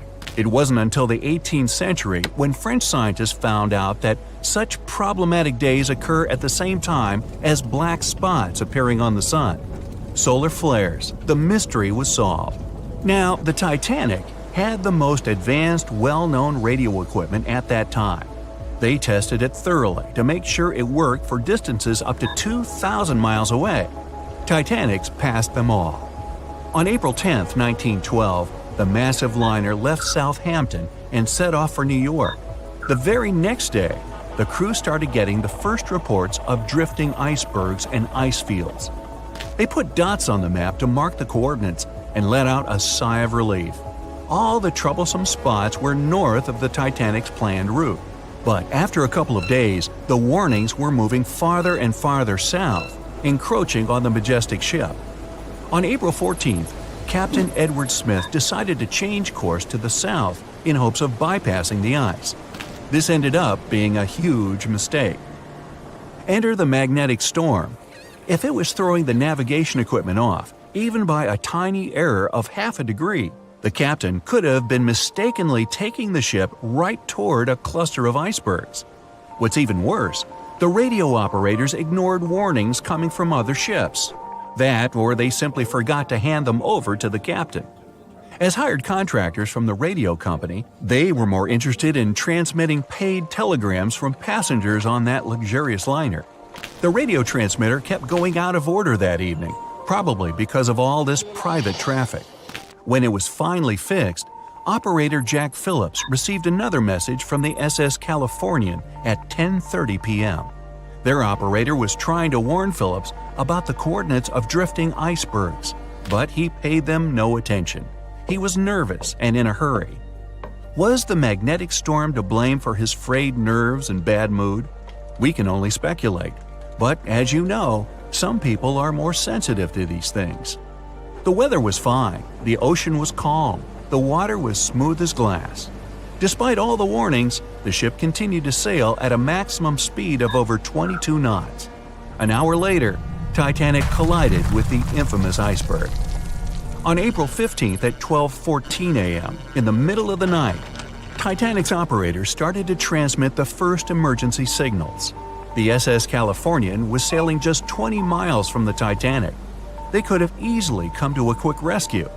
But 10 minutes before the disaster, the Californian's radio operator had gone to bed. He was the only one who understood Morse code on the ship. According to this new theory, the magnetic anomalies possibly blocked Titanic's messages to other ships. For example, the steamer SS La Providence didn't receive any signals from the sinking ship at all. Yet they were still getting transmissions from another giant, the Olympic, which was 500 miles from the Titanic. That night, the signals were acting strange. They simply got lost somewhere in space, or they were like a jumbled riddle, impossible to solve. The SS Mount Temple did get a message and rushed to Titanic's aid. But as fate would have it, the rescue ship got stuck in ice. She did arrive at Titanic's last known coordinates, but the luxury liner was nowhere to be seen. So were the coordinates accurate at all? The steamer Carpathia was about 60 miles away. At 12:30, their radio operator told the Titanic's crew they were rushing to help. The ship famous for coming to the aid, Carpathia, was going full steam ahead. But here's the odd part. At first, they headed to the wrong spot. The magnetic storm could have thrown its equipment off. Good news is the steamer did end up reaching the right place when they saw the lifeboats full of passengers. Interestingly, once she reached land, the Carpathia didn't have any problems with her equipment. The blackout happened just around the wreckage site. The following investigation blamed radio amateurs for blocking signals. We now might know otherwise. Zinkova explains that at that time, they didn't know exactly how and to what extent the sun influences the Earth. No one could have guessed that the sun could tamper with these massive ships' navigational equipment, especially one that had the best of the best at the time. There's another theory that even the moon could have played a role. Some researchers claim that in January 1912, our natural satellite was closer to the Earth than usual. It caused very strong tides and raised the sea level. Every year, icebergs break away from Greenland and stop around Newfoundland. But not that year. The increased water flow pushed them further for 3 months. And come April, they were right in the way of transatlantic ships. Unfortunately, it was a recipe for disaster when it came to the mighty Titanic. No one could ever have imagined that the unsinkable Titanic would collide with an iceberg, except for one man, William Thomas Stead. Well, not directly, of course. It's not like he jolted out of bed one day, envisioning the fall of the Titanic. Rather, he wrote an empowering short story called How the Mail Steamer Went Down in Mid-Atlantic by a Survivor on March 3, 1886, 26 years before Titanic sank. Okay, let's do a super quick recap. Titanic was traveling from Southampton to New York in April 1912 in the North Atlantic. The ship hit an iceberg, and less than 3 hours later, it was completely underwater. Out of 2,208 people on board, just 706 survived due to the limited number of lifeboats and icy cold water.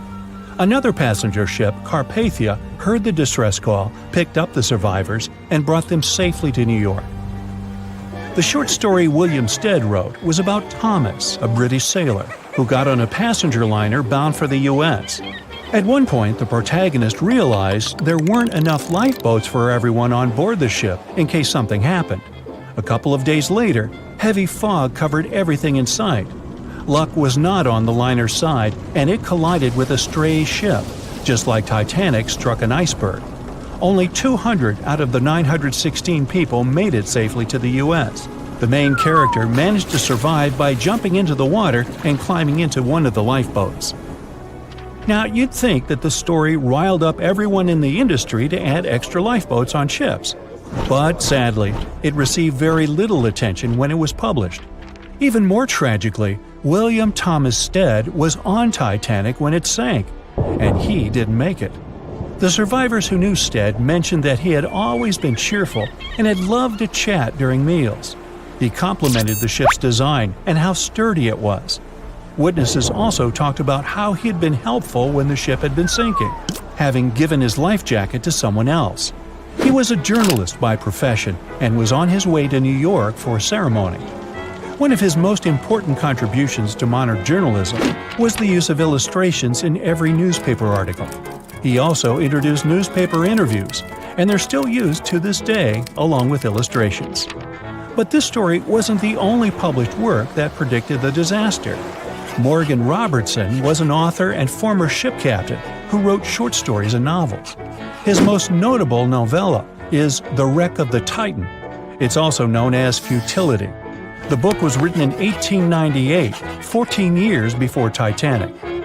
It was a fictional story about the Titan, an ocean liner similar to Titanic, which was crossing the North Atlantic. It's also a coincidence that Titan was just as fast as Titanic and shared many other similarities, like size and design. The book described it as unsinkable and the largest ship to hit the ocean at the time. That's what they said about Titanic, too. Another eerie similarity was the limited number of lifeboats it had. The story took place in April, and that's when Titanic set off on its journey and hit the iceberg.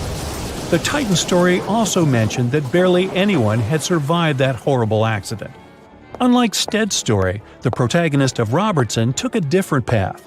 The Titan sinking happened somewhere halfway through the book, so after the accident, the main character went on with his life. The book was brought back into the spotlight after the Titanic disaster. How could someone describe the events that took place almost a decade later so accurately? Many started to believe Robertson could see the future. But the reality was that Robertson knew his way around a ship. It was easy for him to write down the nitty-gritty of things without doing more research. Realistically, one of the biggest threats for ships at that time was hitting an iceberg or colliding with other ships. The next story sounds somewhat mysterious. Once, Alex Mackenzie heard a voice that warned him not to board Titanic. But when he turned around, there was nobody there. As he continued walking, the voice spoke to him again, but this time it was louder and more distinct. He took the warning seriously and decided to cancel the trip and go back to Glasgow, Scotland, his hometown. His grandparents weren't too happy to find him back home instead of on Titanic. After all, the ticket was very expensive. That disappointment very soon disappeared when they heard that the ship had struck an iceberg. John Coffey was a member of the crew of Titanic, but he decided to ditch the ride when the ship stopped at his hometown in Queenstown, Ireland. His inner voice told him to get off the liner, and he did.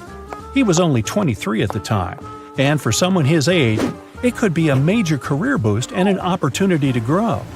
Despite the horrible tragedy, the guy signed to work with the RMS Mauritania just months after the Titanic sinking. Talk about commitment. Some added info was revealed about what may have contributed to the fall of Titanic. The constructors insisted that the ship was unsinkable, but many people later theorized that the vessel's steel plates had been too frail for the freezing Atlantic water. It may have caused the rivets to pop, allowing ocean water to seep inside. Another theory is that there may have been a fire in the hull of the Titanic that had been raging for 3 weeks before the voyage. The fire softened the steel, allowing the iceberg to cut through it like a hot knife through butter. Some pictures before the ship set off on its journey show black marks on the hull, which could have been caused by fire. Either way, the iceberg would have caused significant damage in any case, no matter if there was a fire or not. Some people also blame those who designed the Titanic. The ship was built with large joints at the bottom, which probably snapped easily during the collision. Of course, these are all theories, but we know for a fact that the iceberg was the main character of this drama, and that the works of Stead and Robertson should have been taken seriously. Either way, this should be a lesson for the future, helping to prevent similar tragic accidents. By the way, ocean liners and passenger ships wouldn't exist if it hadn't been for Thomas Newcomen. In 1712, he invented a steam engine that was so strong it could produce enough energy to power a ship. And a century later, in 1819, the first steamship traveled across the Atlantic Ocean to Liverpool, UK. It only took the vessel 29 days to cross the ocean. The passenger ship industry boomed in the early 1900s when it became easier for people to move to America or go on holidays. As decades rolled by, the use of aircraft stole the spotlight from passenger ships, since planes were faster and more efficient. Nowadays, it's quite rare for a passenger ship to collide with anything in open water. Modern technologies can detect anything that can pose a threat and even predict stormy weather. Cruise ships these days are giants compared to the vessels of Titanic's era. Modern ships can carry almost twice the number of passengers and have amenities folks back then could only dream of. Most cruise ships these days have several restaurants to choose from, multiple swimming pools, and game rooms to catch a break. If you're in the mood for some fun, you can watch live performances. Don't forget about the helicopter pad, because why not? Don't worry if you start feeling unwell. The in-house doctors are always there to help any passenger in need. And these ships are only going to get bigger. Putting Titanic and a modern cruise ship side by side is like comparing a Corgi to a Doberman. Back then, Titanic was the biggest and most cutting-edge vessel anyone could dream of. So, who knows what the future of cruise ships can hold? We might even have entire cities floating around. That would be a really big boat. It was the biggest ship ever built in its time, and it was supposed to be unsinkable.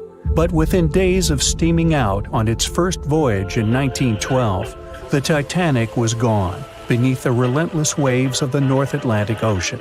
And of its more than 2,200 passengers and crew, only 706 survived that dreadful night. Would a smaller ship have fared any better in the same situation? Did the size of the iceberg truly matter in the end? Was it a mistake for the ship to change course at the last minute as it tried to avoid impact? These are 3 questions that have people pondering, what if? We do know that Titanic was considered an engineering marvel in its day. Designed by Thomas Andrews for the British shipping company White Star Line, it was just over 880 feet long and 175 feet tall.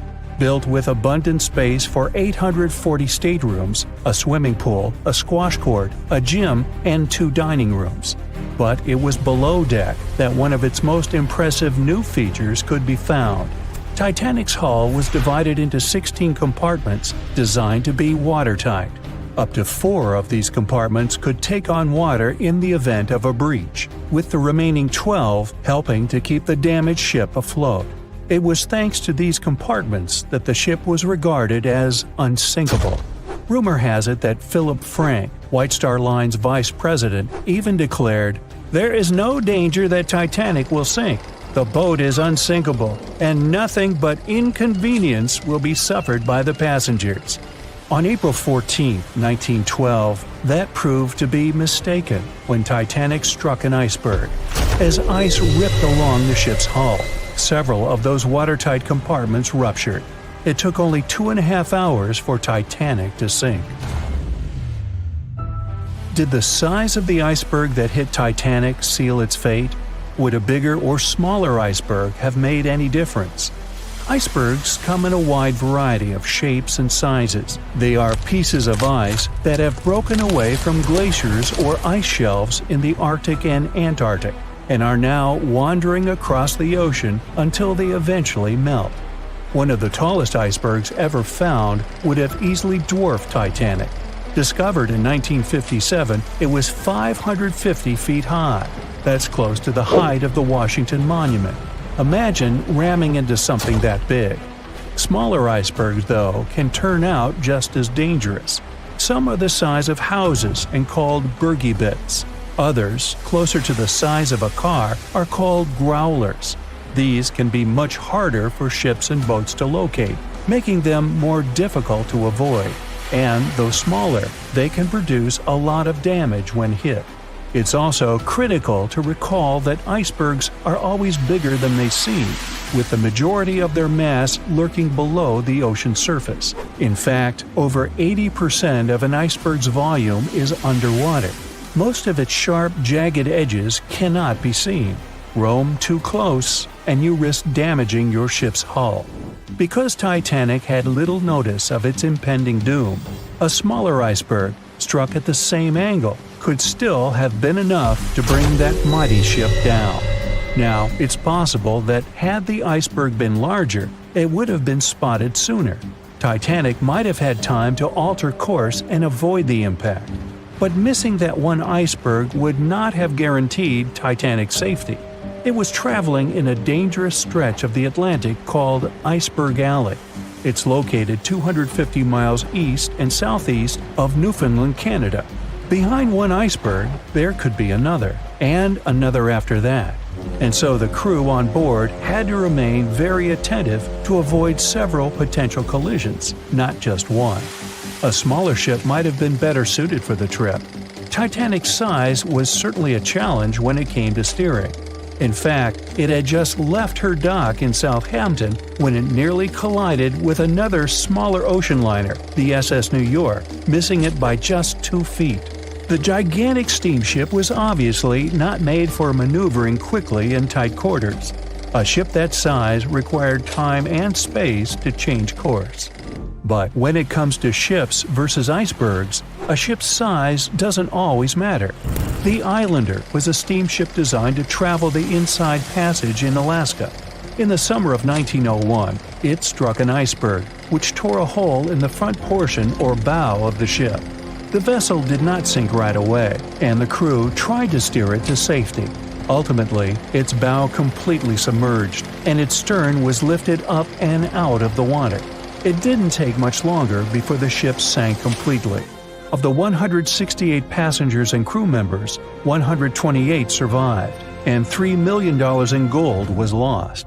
Islander had a 240-foot hull, making it almost a quarter of the size of Titanic, and that smaller size didn't seem to be much help in preventing a collision with an iceberg. And then there was the Hans Hedtoft in 1959. Also known as the Little Titanic or the Danish Titanic, it was referred to as the safest ship afloat. It was 272 feet long with 95 people on board.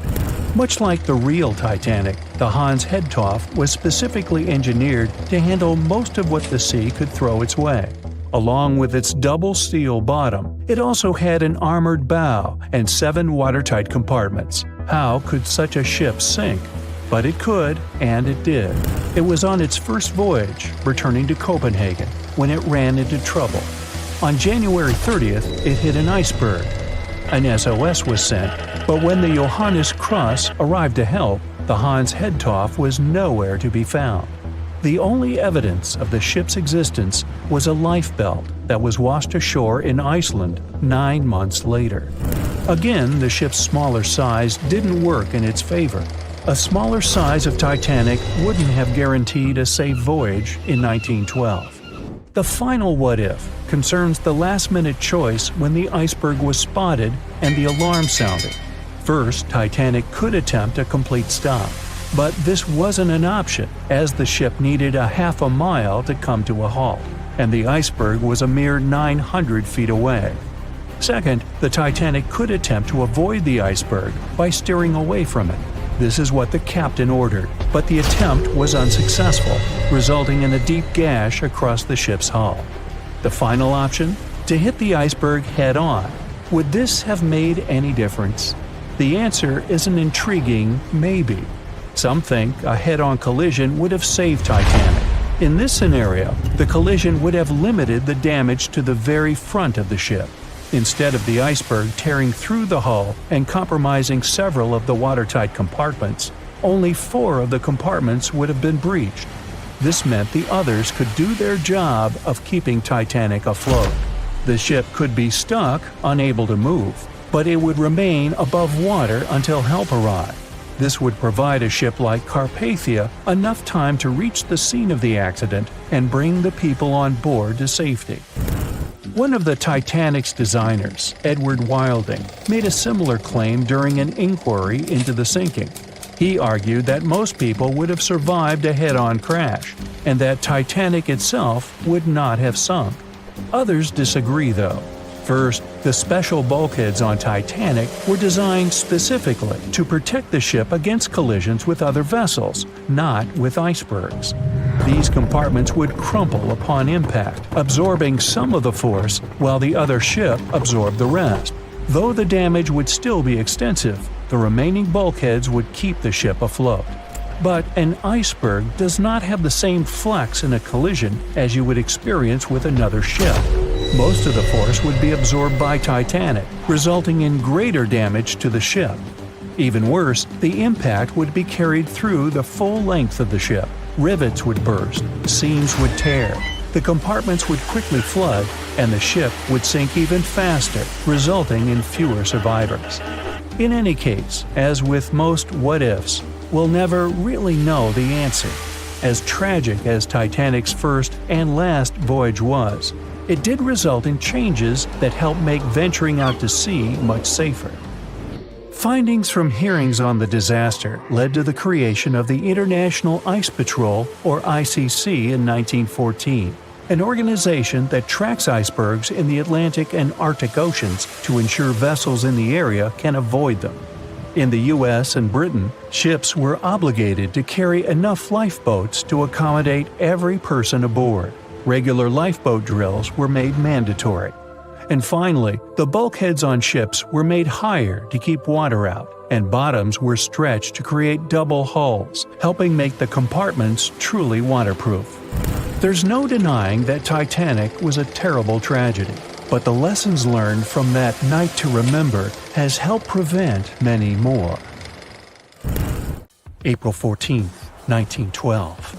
The dark night was filled with horrible sounds of a giant metal vessel breaking into two.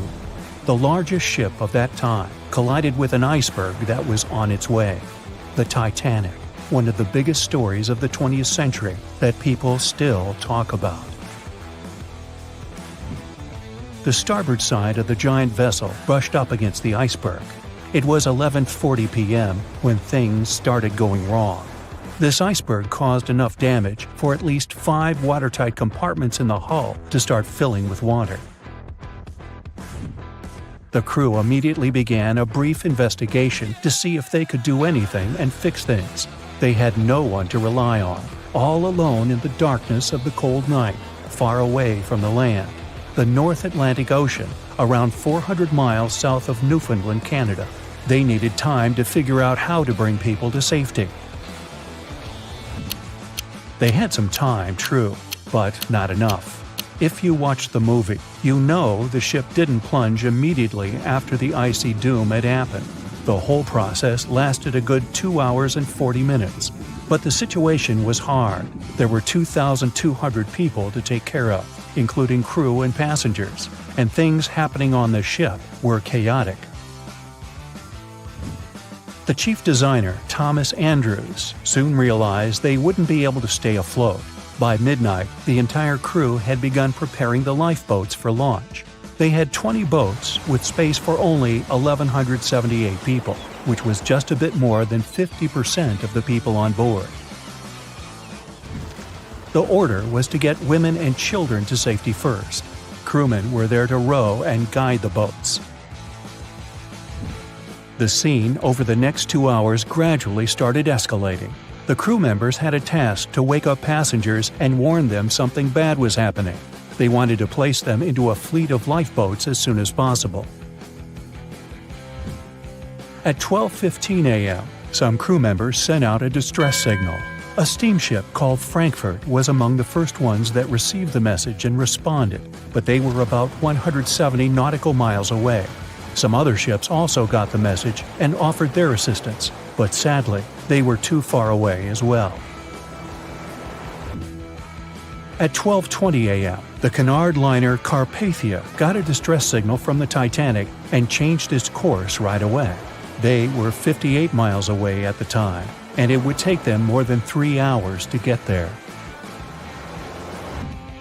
20 minutes later, the crew was lowering the first lifeboat.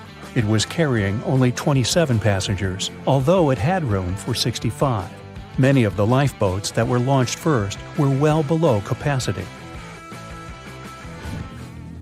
Crew members were worried, thinking the Davids wouldn't be able to hold a fully loaded lifeboat. And in the beginning, many passengers were just too afraid to leave the ship. They still thought Titanic was unsinkable and couldn't imagine the scenario that was going to happen 1 to 2 hours later. The crew was firing the first of 8 distress rockets. Unsuccessful. No one was close enough to help. By 1:20 a.m., they lowered 10 lifeboats. Number 8 had only 28 people in it. One of the passengers on the number 10 was 9-week-old Melvina Dean. She would later become the last survivor who lived until 2009 and turned 97. It was 2 a.m. already. 3 of the collapsible boats were the only lifeboats that remained on the ship. The bow of the vessel had sunk low and had tipped far under the surface. People around it could now clearly see stern propellers above the water. Crew members were lowering collapsible lifeboat D from the roof of the officers' quarters with over 20 passengers in it. As the ship's bow went under, the water was washing collapsible A from the deck. Those 20 people were struggling because their boat was partly filled with water.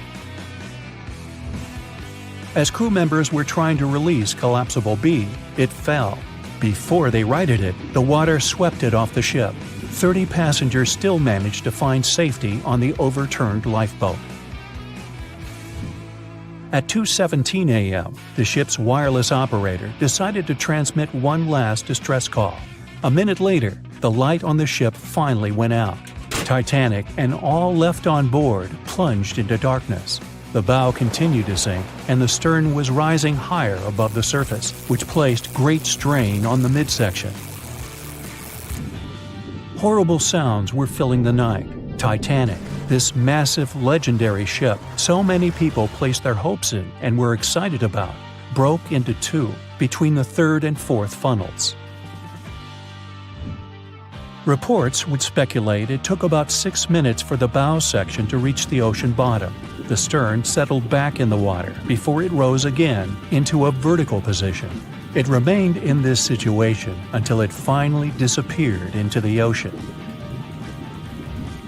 At 2:20 a.m., the stern apparently retained air inside and water pressure crushed it as it went down. The stern landed about 2,000 feet away from the bow.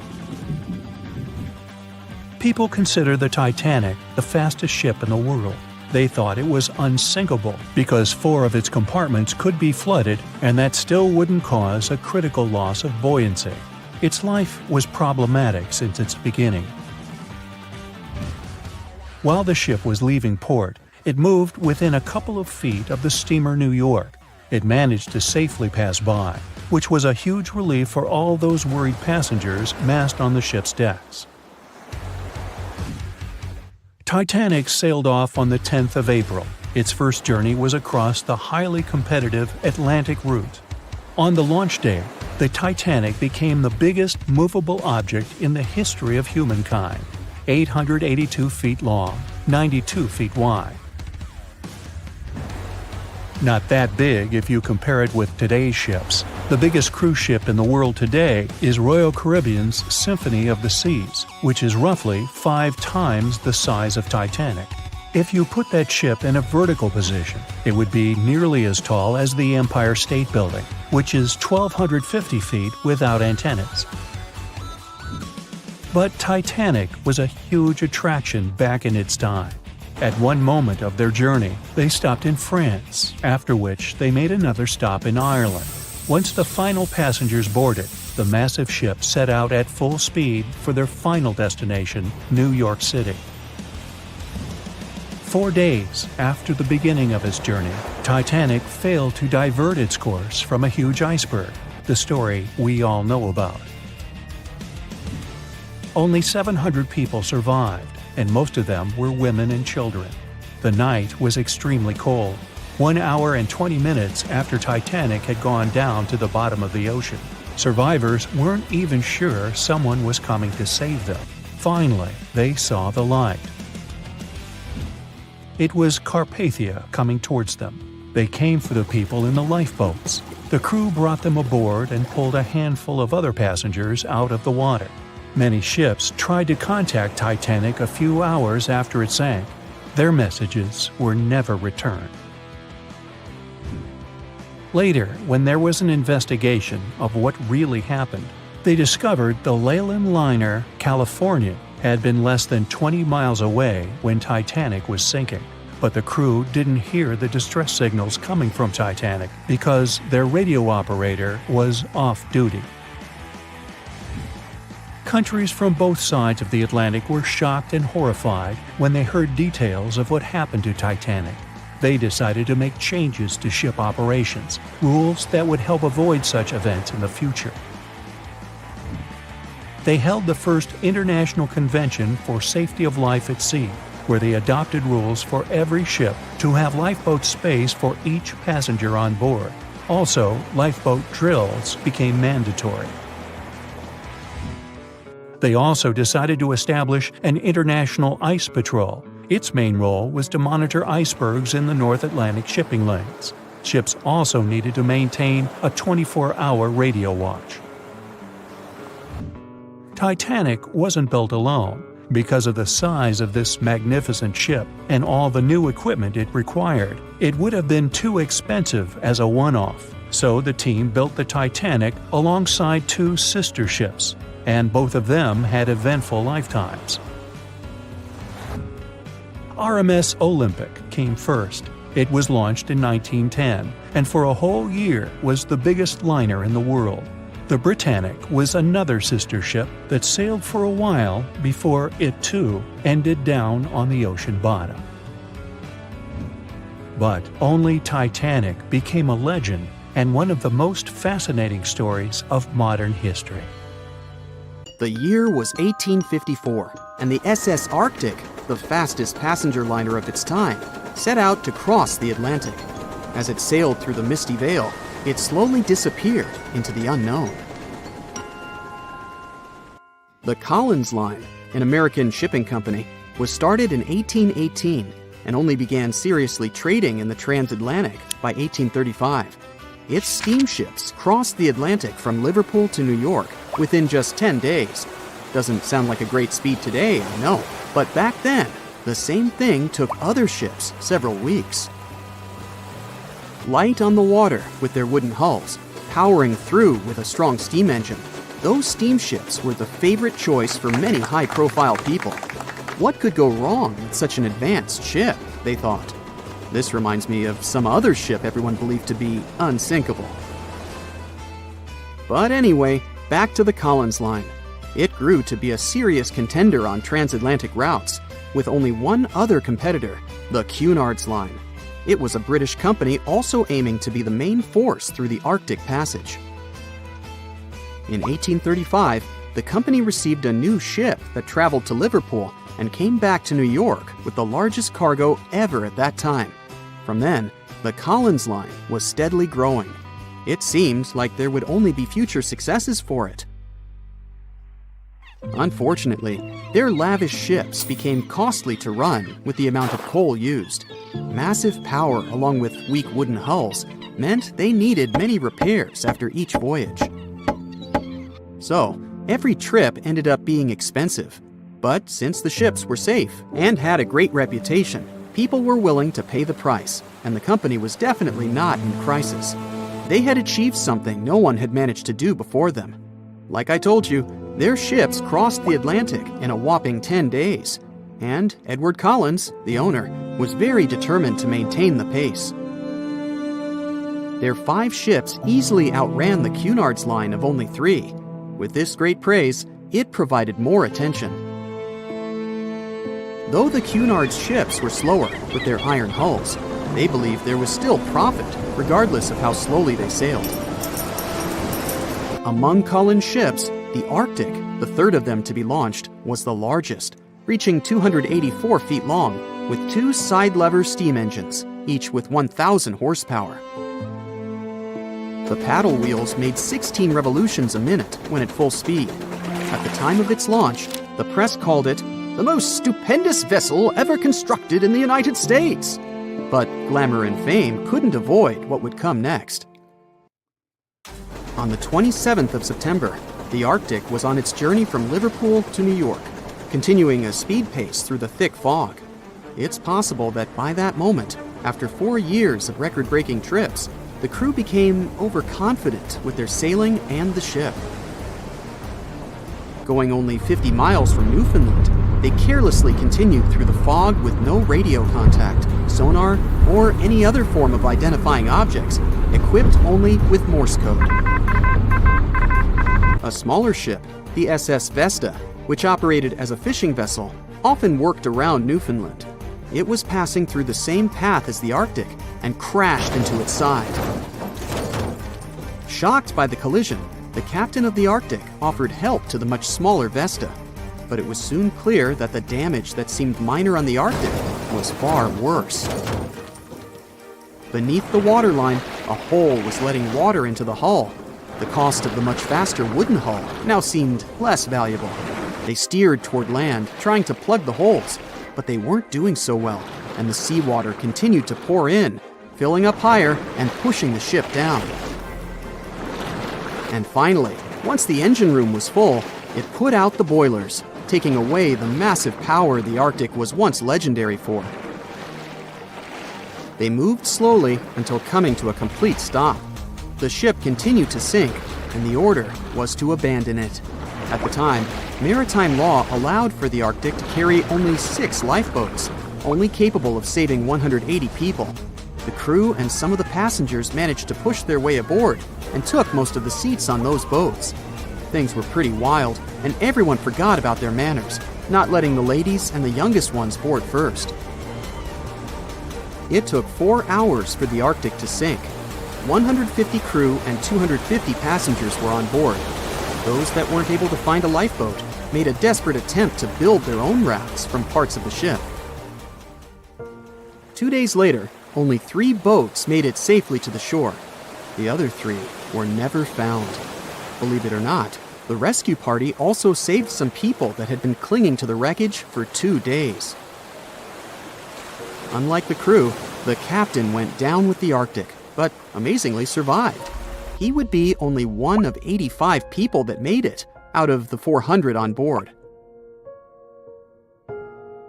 When the news arrived 2 weeks later, the public responded with great sadness to the losses. Great anger soon followed towards the poor safety measures in the crew. The press published demands to change the laws for more lifeboats. It only made sense to have enough for every person on board a ship. But they ignored those requests. This neglect would lead to more disasters in the future. Enough lifeboats would only come into maritime law some 60 years later, after the disaster of the Titanic. Edward Collins' wife and 2 children were also aboard the ship and didn't return. He was heartbroken, but didn't stop running his business. The Collins line still had a reputation to uphold, the biggest, fastest, and most luxurious on the Atlantic. Edward Collins would now build an even better ship than any other. It was named the Adriatic, and it was the largest ship in the world, 354 feet long. With 2 alternating steam engines that had never been built of this size. These steam engines at the time were at the height of engineering, though today you can only see them in models and toys. With the new addition of 2 masts, the Adriatic would also be able to sail if needed. Luckily, they made some lessons from the disaster of the Arctic. But before their new ship, the Adriatic, was built, another disaster had occurred. The sister ship of the Arctic had also sunk. They believe this second ship was desperate to stay in front of the Cunard's line and hit an iceberg somewhere during the race. This weird contest took the lives of 141 people. The desperation of Collins and his weakly built hulls pushed the company towards bankruptcy in 1858. The newly built Adriatic, costing over $1 million, had only made one voyage in the end. And even that voyage was considered a disaster. The ship collided with a tugboat. It still managed to finish its maiden voyage at a suitable time. After the company had gone bankrupt, they had to sell the ship for only $50,000. They removed the great giant engines, replacing them with only sails. Although it was once the greatest ship on the high seas, it was only 30 years later until it was abandoned, labeled irreparable, and anchored in a river. The other remaining ships were also sold and only used for parts.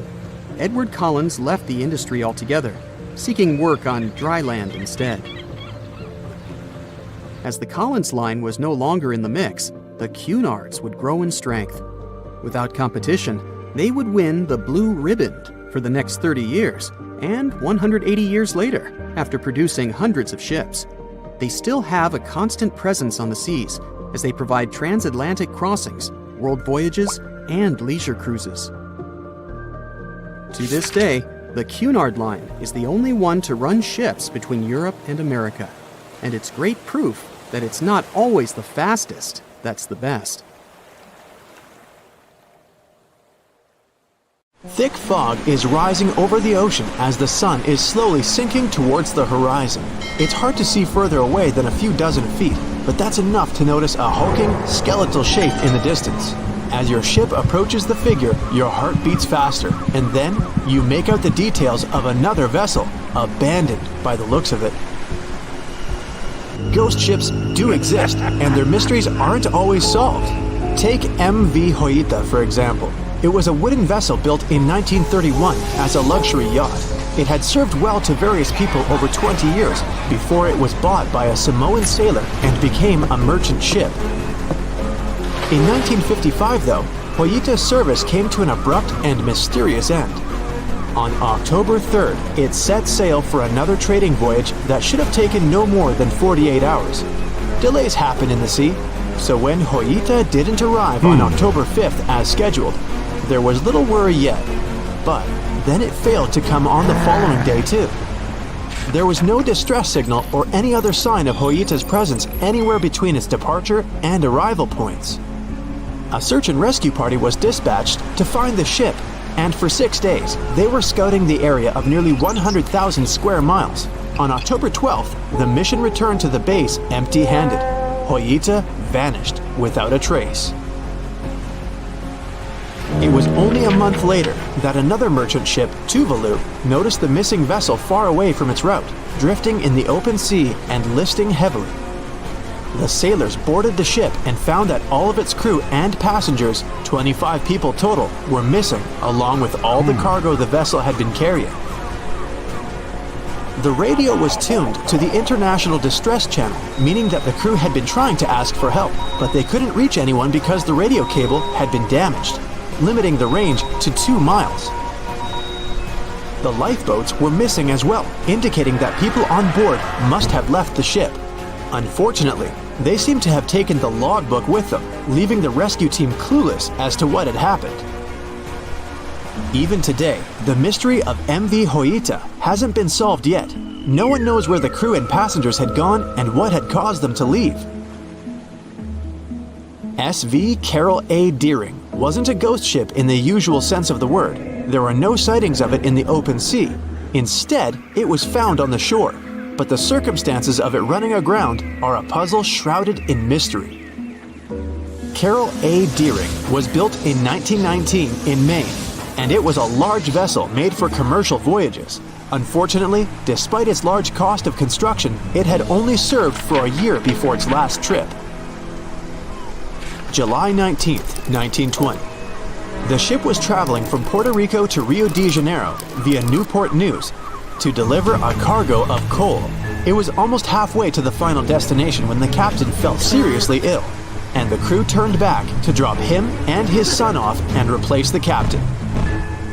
The voyage went without incident, but when it came to Barbados in December to resupply, there were strange moods among the crew. The first mate didn't seem to be happy with the new captain. No one paid much attention to it back then, when they probably should have. The last sighting of Carol A. Deering at sea was on January 28, 1921, when a lightship noticed it off the coast of North Carolina. There was some commotion on the quarterdeck of the ship, where the crew were normally not allowed. Then, another vessel sighted it, but there was already no one on the decks. On January 31st, the merchant ship was found hard aground in the Diamond Shoals, a site notorious for numerous shipwrecks that had been occupying there for centuries. When the search and rescue party boarded the ship, they found it abandoned, the log and personal belongings of the crew gone, along with the 2 lifeboats. There is still no answer to what happened on board of Carol A. Deering that January, although the most popular version was mutiny. Maybe we'll never find out the truth though. SS Bechimo is perhaps one of the most notable ghost ships in history. This large cargo steamer was built in 1914 in Sweden and plodded its way dutifully over 16 years, trading provisions for pelts with native tribes of Alaska and Canada. But then, on October 1st, 1931, Bechimo got caught in pack ice. At first, it seemed the crew would be able to wait it out and continue on their route because the ship broke free in a couple of days. But in less than a week, it became caught again, this time for good. In another week, a rescue party was sent to fetch 22 of the Bechimo's crew, while another 15 remained behind to wait through the winter if necessary and get the ship back. But a month later, after a powerful blizzard struck their camp, the sailors went out of their shelters only to find the ship gone. Luckily, a few days later, a native hunter told that Bechimo hadn't been lost yet. He'd seen it about 45 miles from where they had been stationed. They managed to track it down, but decided the ship wouldn't survive the winter. So they took the most valuable cargo from its hold and abandoned it. They were wrong though. SS Bechimo did survive that winter, and many more that followed. When the ice broke, it sailed away on its own, drifting listlessly along the shores of Canada and Alaska. There were numerous sightings of the ghost ship, sometimes adrift in the open sea, and at other times stuck in the pack ice again. People attempted to board and salvage it, but weather conditions or lack of equipment always prevented them. SS Bechimo was last sighted by native Alaskans in 1969, 38 years after its abandonment. What became of it later remains unknown. The story of SS Orang Medan is one of the most puzzling and harrowing ghost ship stories of the 20th century. No one even knows for sure if the ship even existed in the first place. It wasn't recorded in Lloyd's Shipping, the International Register of Ships, which makes it either a tall tale or a vessel that avoided being officially recognized for some shady reasons. In any case, the accounts as to what happened to the Medan vary. According to most reports, it was carrying some unknown cargo in the Indonesian waters when a distress call was received by another ship in the vicinity. The officer on duty heard an SOS message, but its contents are different depending on the accounts. The message did not repeat, and the crew of Medan didn't answer to any attempts to contact it back. The ship that received the distress call hurried to the rescue, but they only reached the vessel the following day, when it was already drifting and slightly listing. When the rescuers boarded the ship, they found that none of the crew had survived. However, one lifeboat was missing, which implied that there was at least one crew member who managed to escape. What happened to the rest of the people on board remains a mystery to this day. Still, there are no hard facts about this story, so we might never find out whether SS Orang Medan was actually a ship and not a thing of fiction. SV Zabrina was a 3-mast sailing barge built in 1873 for river trade ships in South America. She served for well over 4 decades, proving to be a sturdy and reliable ship. It was later transferred to Europe, where it continued serving its purpose well. But then, in October 1917, Sabrina set sail on a regular voyage only to be found ashore several days later. Mysteriously, although the ship was perfectly intact, the entire crew of 5 and the captain were gone. There is no direct evidence or hard facts as to what really happened that day. The most convincing theory is that the crew were washed away from the deck because of an underwater explosion. And then the ship sailed ahead without them, but the truth, as always, remains unknown. April 1912 marked one of the most terrible tragedies in the history of the world. The most unsinkable vessel, the pinnacle of engineering at that time, the huge Titanic, sank. On that dark, moonless night, the ship had many chances to save its passengers. There was another ship just a few miles away that could have saved the Titanic, but it didn't. It wasn't a phantom ship, and it's not some legend or a theory. This is a documented reality. There are records and witnesses' statements confirming this. But why didn't this ship help? Let's find out what happened that night by looking at these events from 3 different points of view. Let's start with the Titanic version. 11:30 p.m. The moon hides behind black clouds. Visibility is bad. Everything is calm on the Titanic. Under the captain's guidance, the communications operator stays in touch with the mainland through the radio. At this moment, some stranger breaks into the frequency, interrupting the operator's communication. It's unclear what this strange man wants and what he's talking about. The operator doesn't try to figure it out. He shouts at the guy, demanding him to disconnect. The connection is interrupted. At 11:40 p.m., the Titanic crashes into an iceberg. The ice breaks the hull. Water begins to flood the lower decks. Nobody is panicking yet. 20 minutes later, at midnight, the ship's crew sends a distress signal through the radio frequency. Few people understand how bad the situation really is. After 20 minutes, at 12:20 a.m., they start lowering lifeboats with passengers. At 12:25 a.m., they receive a response to the distress signal. This is RMS Carpathia.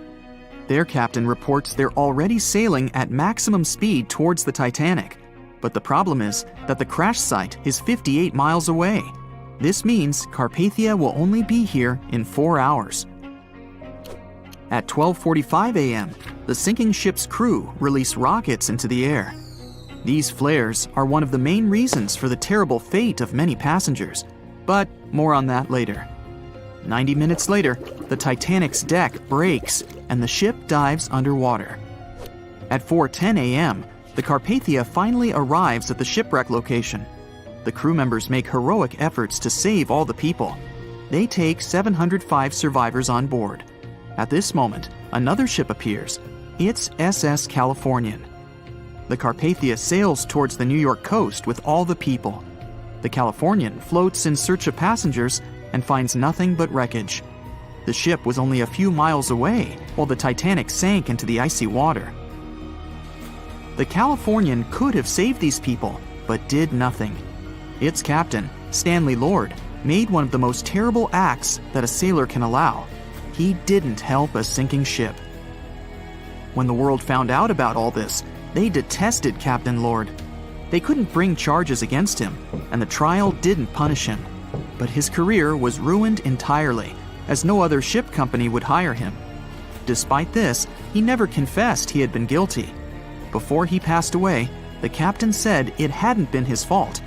If this was true, then what happened there? This brings us to the Californian version. It's the night of April 14th. The Californian is sailing in the cold waters of the North Atlantic. The ship gets into a section with a lot of icebergs. At 10:10 p.m., Captain Lord stops the ship. It's too dangerous to move around this area, as they can damage the hull. At 11 p.m., the ship starts drifting. It's impossible to move in such conditions with such poor visibility. The captain knows that the Titanic is coming here, so he orders the radio operator to warn the ship about the danger. Radio operator Evans turns on the receiver and tries to contact the Titanic. He spends about 30 minutes on it. The connection is finally established. At this moment, the Titanic radio operator is speaking with the mainland. Evans interrupts this conversation and tries to warn the ship about icebergs. The operator doesn't understand Evans' words. He's annoyed because Evans broke into the channel so brazenly. He shouts at Evans and cuts the connection.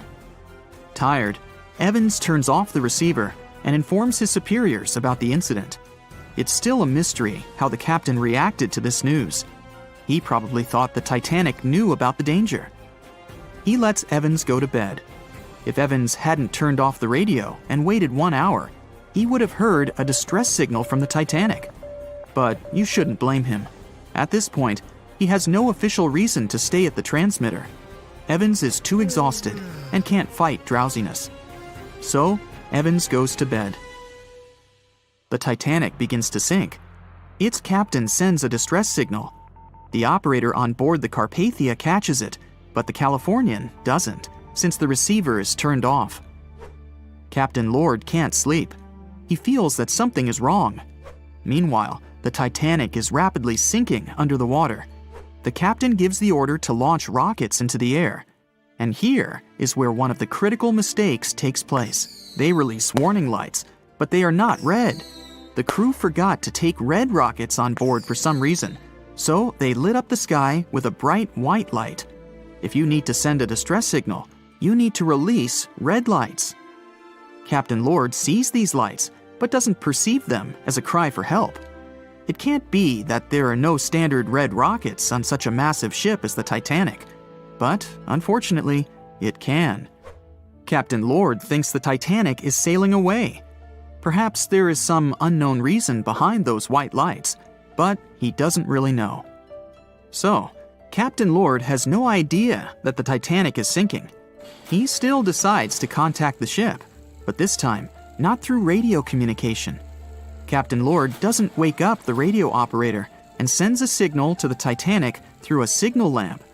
It's important to understand that many old-school captains didn't take radio communication seriously. They didn't understand the value of this technology. That's why Captain Lord doesn't wake up Evans. He sends light signals, but the Titanic doesn't respond. Many survivors later mentioned seeing the flashing lights of the Californian, but there was nothing they could have done. The ship's crew doesn't hear their cries for help. At 2:20 a.m., the Titanic completely goes underwater. A little more than 2 hours later, radio operator Evans wakes up and turns the transmitter on. He hears many rescuers talking about the sunken ship. Evans understands everything. He reports this to the captain. At that moment, the Californian immediately heads to the wreck site. They meet Carpathia there. With the survivors on board, it sails towards New York. The Californian stays sailing and looking for people. They find nothing but wreckage. The Californian returns to the mainland. The news about the ship that could have saved the Titanic is spreading all over the country. The trial begins. Captain Stanley Lord and the crew tell their version. They say their ship had been standing still. Many people don't believe them, and some of the surviving passengers claim to have seen the Californian sailing by. Still, the judge declares them innocent. 1962. Captain Stanley Lord is a very old man. He calls a notary to confess something. The captain makes his last remark about this case. He swears he's not guilty. But if it wasn't the Californian sailing past the Titanic at that moment, then what? The Samson theory could answer that question for us. The sealing ship Samson is sailing in the cold waters of the North Atlantic. The crew aren't sleeping. They carefully study the surroundings, but not because they're afraid of icebergs.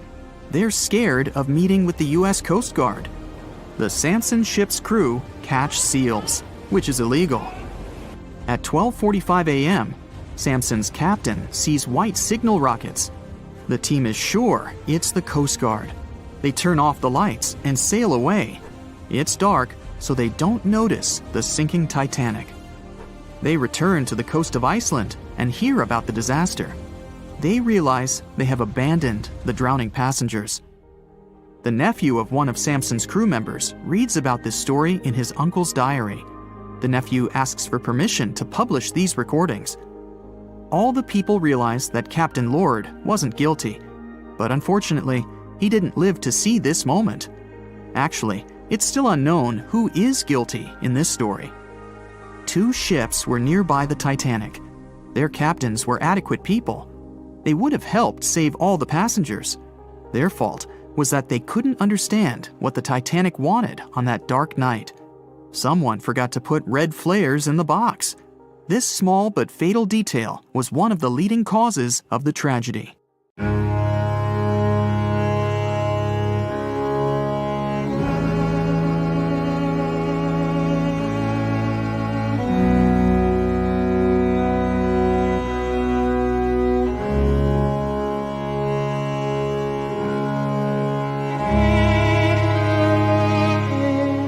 We've lived together for many years. Where you go, I go. These were the words Ida Strauss said to her husband. One of the richest women on the Titanic didn't end up in a lifeboat. Ida chose to stay behind with her beloved Isidore. Moments earlier, she gave her maid a precious gift that probably saved her life. Isidore and Ida Strauss were both born in Germany and emigrated to the United States as kids.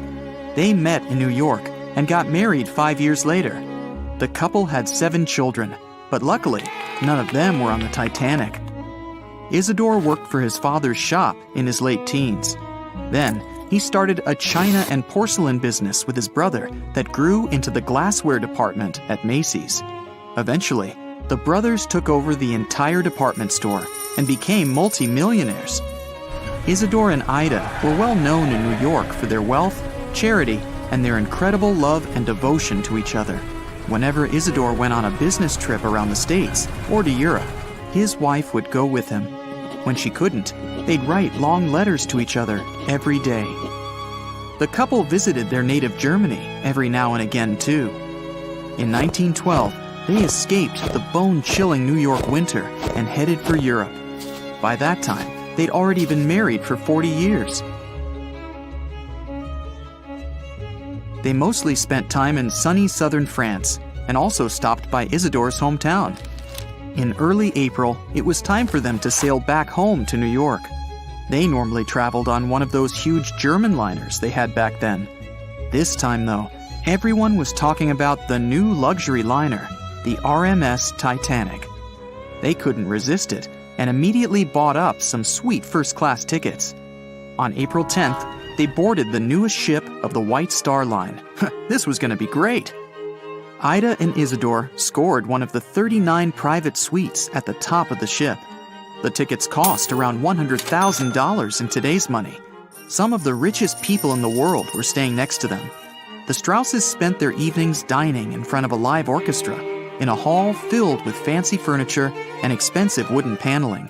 They played chess and backgammon, visited the gym, the swimming pool, even checked out the on-deck squash courts. The luxury didn't last long, though. On the night of April 14th, the ship had its run-in with the most famous iceberg in history. It felt like a slight tremor, a little rumble, that's it. Nobody realized they were in any kind of danger.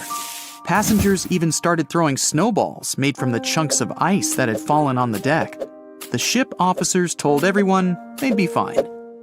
Moments later, Captain Edward Smith announced it was time to put those life jackets on and get into the lifeboats. All 20 of them were stored on the upper deck.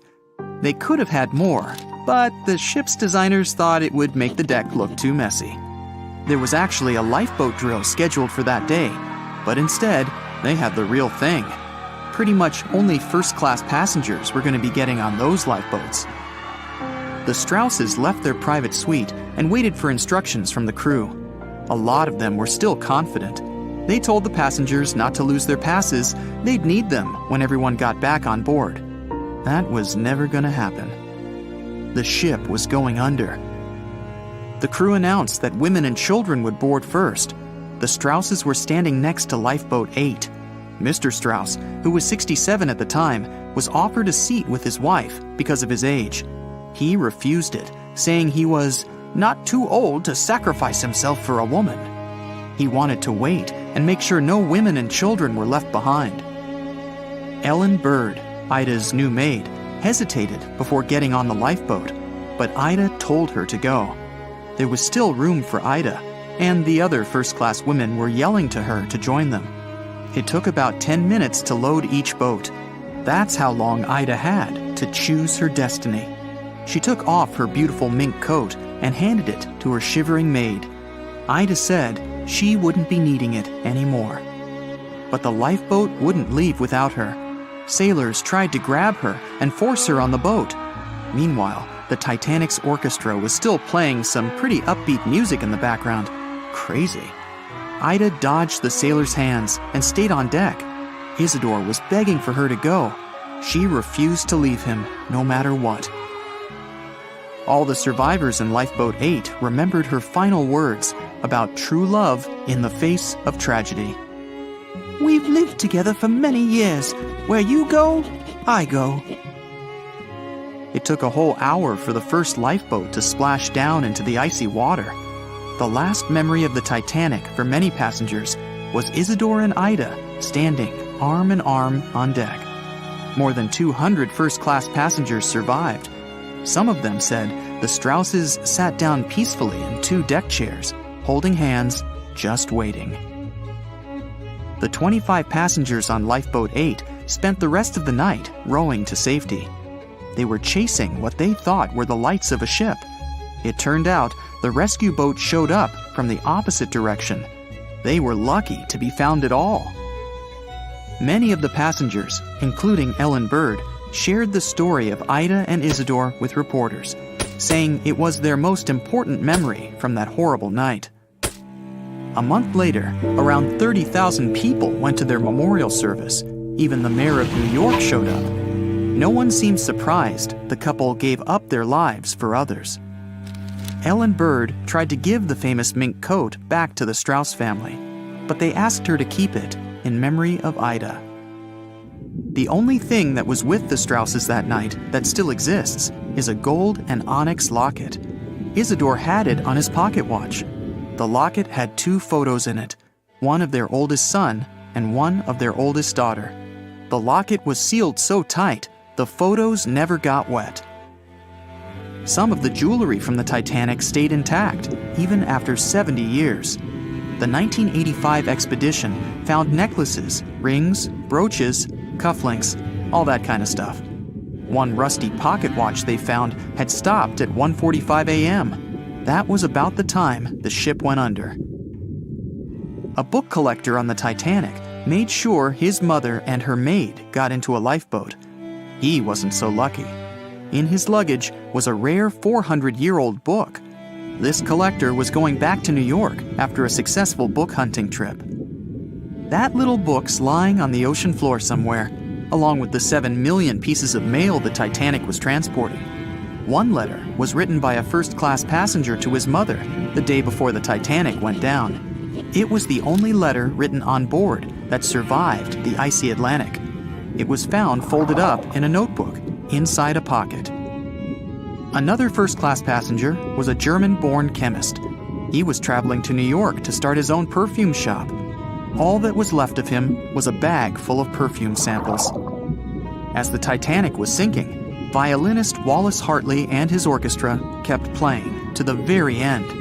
When Hartley realized he wasn't going to make it, he decided to save the most precious thing he had, his violin. He put it in a leather bag so it would float. 10 days later, they found the violin, damaged by water. His fiancée kept it, and years later, it was sold at auction for $1.7 million. It's still one of the most important Titanic artifacts. The 5 grand pianos on board weren't so lucky. They're still down there somewhere. Divers did manage to recover one piece of sheet music, though. It was a song from a Broadway play. It was still readable, even after more than 70 years underwater. The only car on the Titanic would probably be worth millions today. The Renault CB Coupe belonged to a first-class passenger, William Carter. Obviously, it didn't survive. Carter and his family did survive that horrible night and even submitted a $5,000 insurance claim on the car. Well, it was brand new and all. Two legendary athletes who shook up the tennis world had the unfortunate luck of meeting on the unsinkable ship Titanic in 1912. Without realizing it, they'd reunite on the tennis court where they'd be playing against each other. Here's how it all went down, twice. Richard Norris Williams was born in January of 1891 in Geneva. Although he was raised in Switzerland, his parents were American. In fact, he was a distant relative of Benjamin Franklin. In 1912, Williams was just 21 years old and was looking forward to his transatlantic trip to the States after being accepted to study history and geology at Harvard.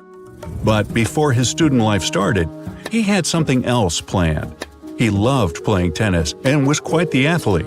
So he and his father decided to travel earlier than his mother in order to take part in a few tournaments.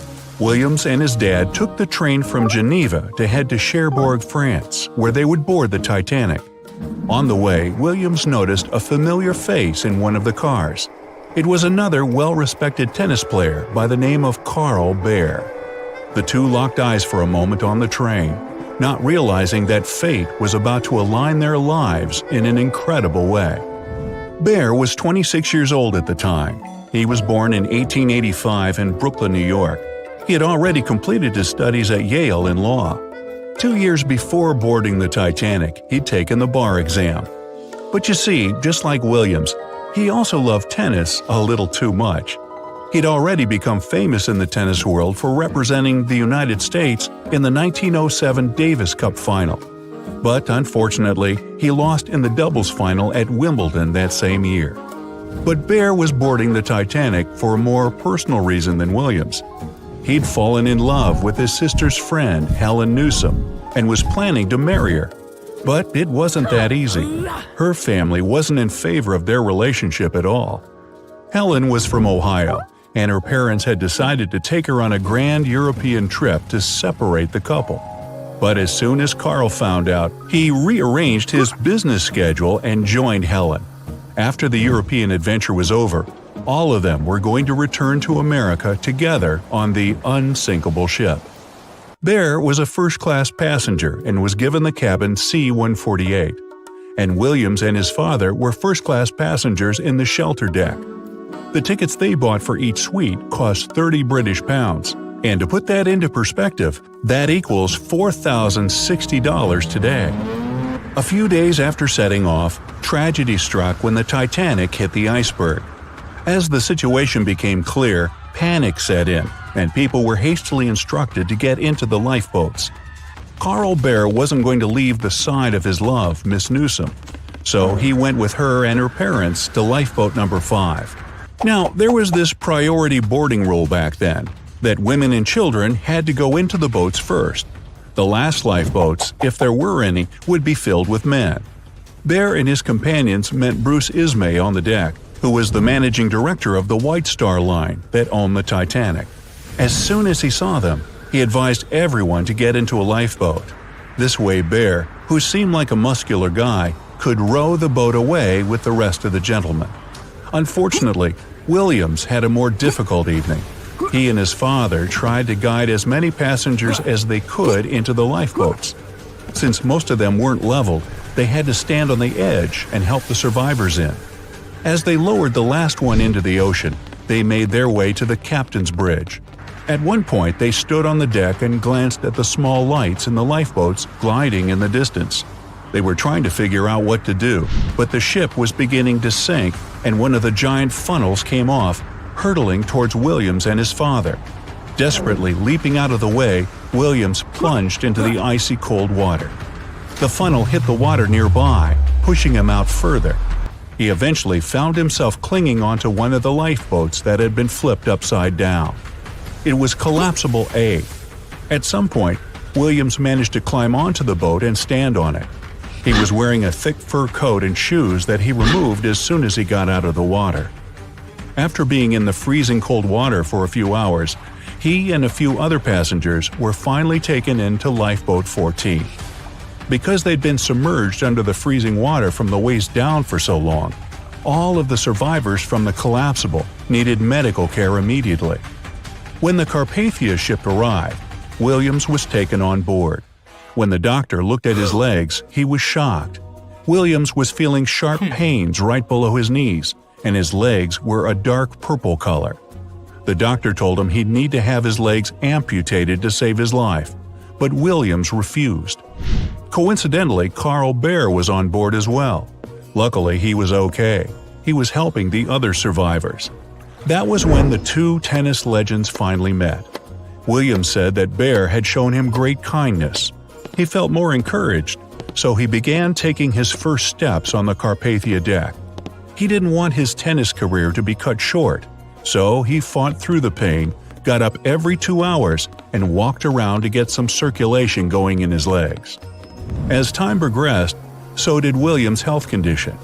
After they arrived in New York, he took some time off to recover completely. 6 weeks later, he was back playing tennis. When the tournaments ended, he finally entered Harvard, and his tennis career thrived. From 1914 to 1916, he became the United States singles champion in tennis.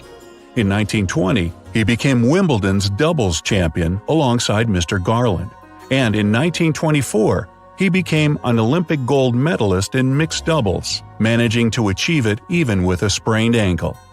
He had become so well known throughout the years, the media started writing articles about his athletic achievements all over the world. The first time Baer and Williams would face each other in a match was in 1912, not long after their shared tragedy on the sinking ship. Baer was the champion of that game, and it was Williams' first defeat in America. After that match, he kept training, and 2 years later at the rematch, Williams would turn things around to become the champion. After he defeated Baer in the quarterfinals, Williams went on to take his title for the first time ever. He became one of the best tennis players of his time, winning the Davis Cup 5 times, the Wimbledon doubles, and the U.S. Nationals twice. Both of these legends were given a place in the International Tennis Hall of Fame. While tennis was a huge part of both men's lives, it wasn't the only success they found. After their sports careers were over, they both became remarkable financiers. Baer gave up on his career as a lawyer and became interested in banking. At one point, he became the director of an interchemical company. Interestingly, Williams also followed a similar path. He became an investment banker and was the president of the Historical Society of Pennsylvania. Many years after the incident, 2 books came out sharing the two men's stories on the Titanic. Nobody knew about their encounters or their friendship. The similarities between them were uncanny. It's what you'd call 2 peas in a pod. Neither of them cared much about their achievements in the tennis field. They just enjoyed playing. But they also never talked about the time they spent on the Titanic. April 10th, 1912. You're on the coast of the Atlantic Ocean, in a small port town. Hundreds of people, and you among them, are going to board the huge, majestic ship. It's 3 times as long as the Statue of Liberty is tall. The ship is considered the most advanced and unsinkable watercraft of its time. You can see hundreds of luxury cabin windows on its deck, and the Titanic inscription on the magnificent iron hull. This day, the famous superliner set off on its first and last voyage from Southampton to New York. But now, you'll see an alternate story. You can hear a crew member announcing the start of the Titanic's trip. The ship sails from Africa to Bermuda, and the cause of its catastrophe will not be an iceberg at all. For 4 days, Titanic sails through North Atlantic waters. The sun warms the ship so much that during the day, all the passengers sit inside the ship. In the evening, when a cool breeze descends on the ocean, all the people go up on deck to watch the beautiful red sunset. Midnight, April 15th. You're sitting in your cabin reading a book. You're usually asleep at this time, but right now, you're just flipping through page after page. You close the book and look around the cabin. You feel like someone's watching you. You get up and break out into a cold sweat. An inexplicable feeling of anxiety permeates your body and causes goosebumps. You look out the cabin window where the ocean spray is banging the glass, but you can't see anything. There's a thick fog outside. You leave the cabin. In addition to you, several passengers also left their beds because of a heightened sense of danger. They greet you and ask what's wrong, but no one knows. You head to the stairs to go out on the deck to see the situation. At this point, the floor goes out from under your feet. A strong push makes you fall. A rumble reverberates through the Titanic. You get up and see more and more people going out from their cabins. You run up the stairs and meet a crew member. He doesn't tell you anything, but his eyes are wide with fear. You go up on deck and can hardly see anything. A thick, wet fog has settled over the ship. Several passengers are holding their heads as if they have a headache. You see the captain and ask him what happened. The captain admits that he has no idea where you are. You see a compass in his hand. The arrow turns in different directions. It's impossible to determine where exactly the ship is now. Interestingly, there was no such thing as the Bermuda Triangle before 1964, but the first reports of missing ships in this area date back to the middle of the 19th century. Another push. This time you've managed to stay on your feet. It felt like something big just hit the ship. You run to the railing at the edge of the deck and stare overboard. Through the white fog, you notice a huge shark fin. You haven't seen the full size of the shark, but from what you've seen, it must be as long as a train car. The shark swims away, but after a few seconds, you can see its fin again. It quickly approaches the ship and grabs the iron hull with its huge jaws. The deck is shaking. You can hear the grinding of metal. It seems this huge predator just made a hole in the hull. Only one creature on the planet can do this, the Megalodon. It's an ancient marine predator that measured almost 60 feet in length. Megalodon had no competition in the ocean. It was at the top of the food chain. It's believed the shark disappeared millions of years ago, but the ocean is only 5% explored. Here, it's alive and swimming in the mysterious waters of the Bermuda Triangle. Everyone aboard the ship is panicking. People from the lower decks are running upstairs. The Titanic slowly sinks and tilts to the side. Everyone goes to the lifeboats, but no one dares to get in them while the huge ancient monster is around. The ship's bow submerges under the water. You stand on the left side of the deck and see the Megalodon bite off pieces of the iron hull. You shout to the people in the stern section that the Megalodon is busy and they have time to evacuate. The first rescue boats with passengers go down on the water. Some passengers just jump overboard. Fortunately, the water is much warmer than the place where the Titanic actually sank. You put on a life jacket and jump too.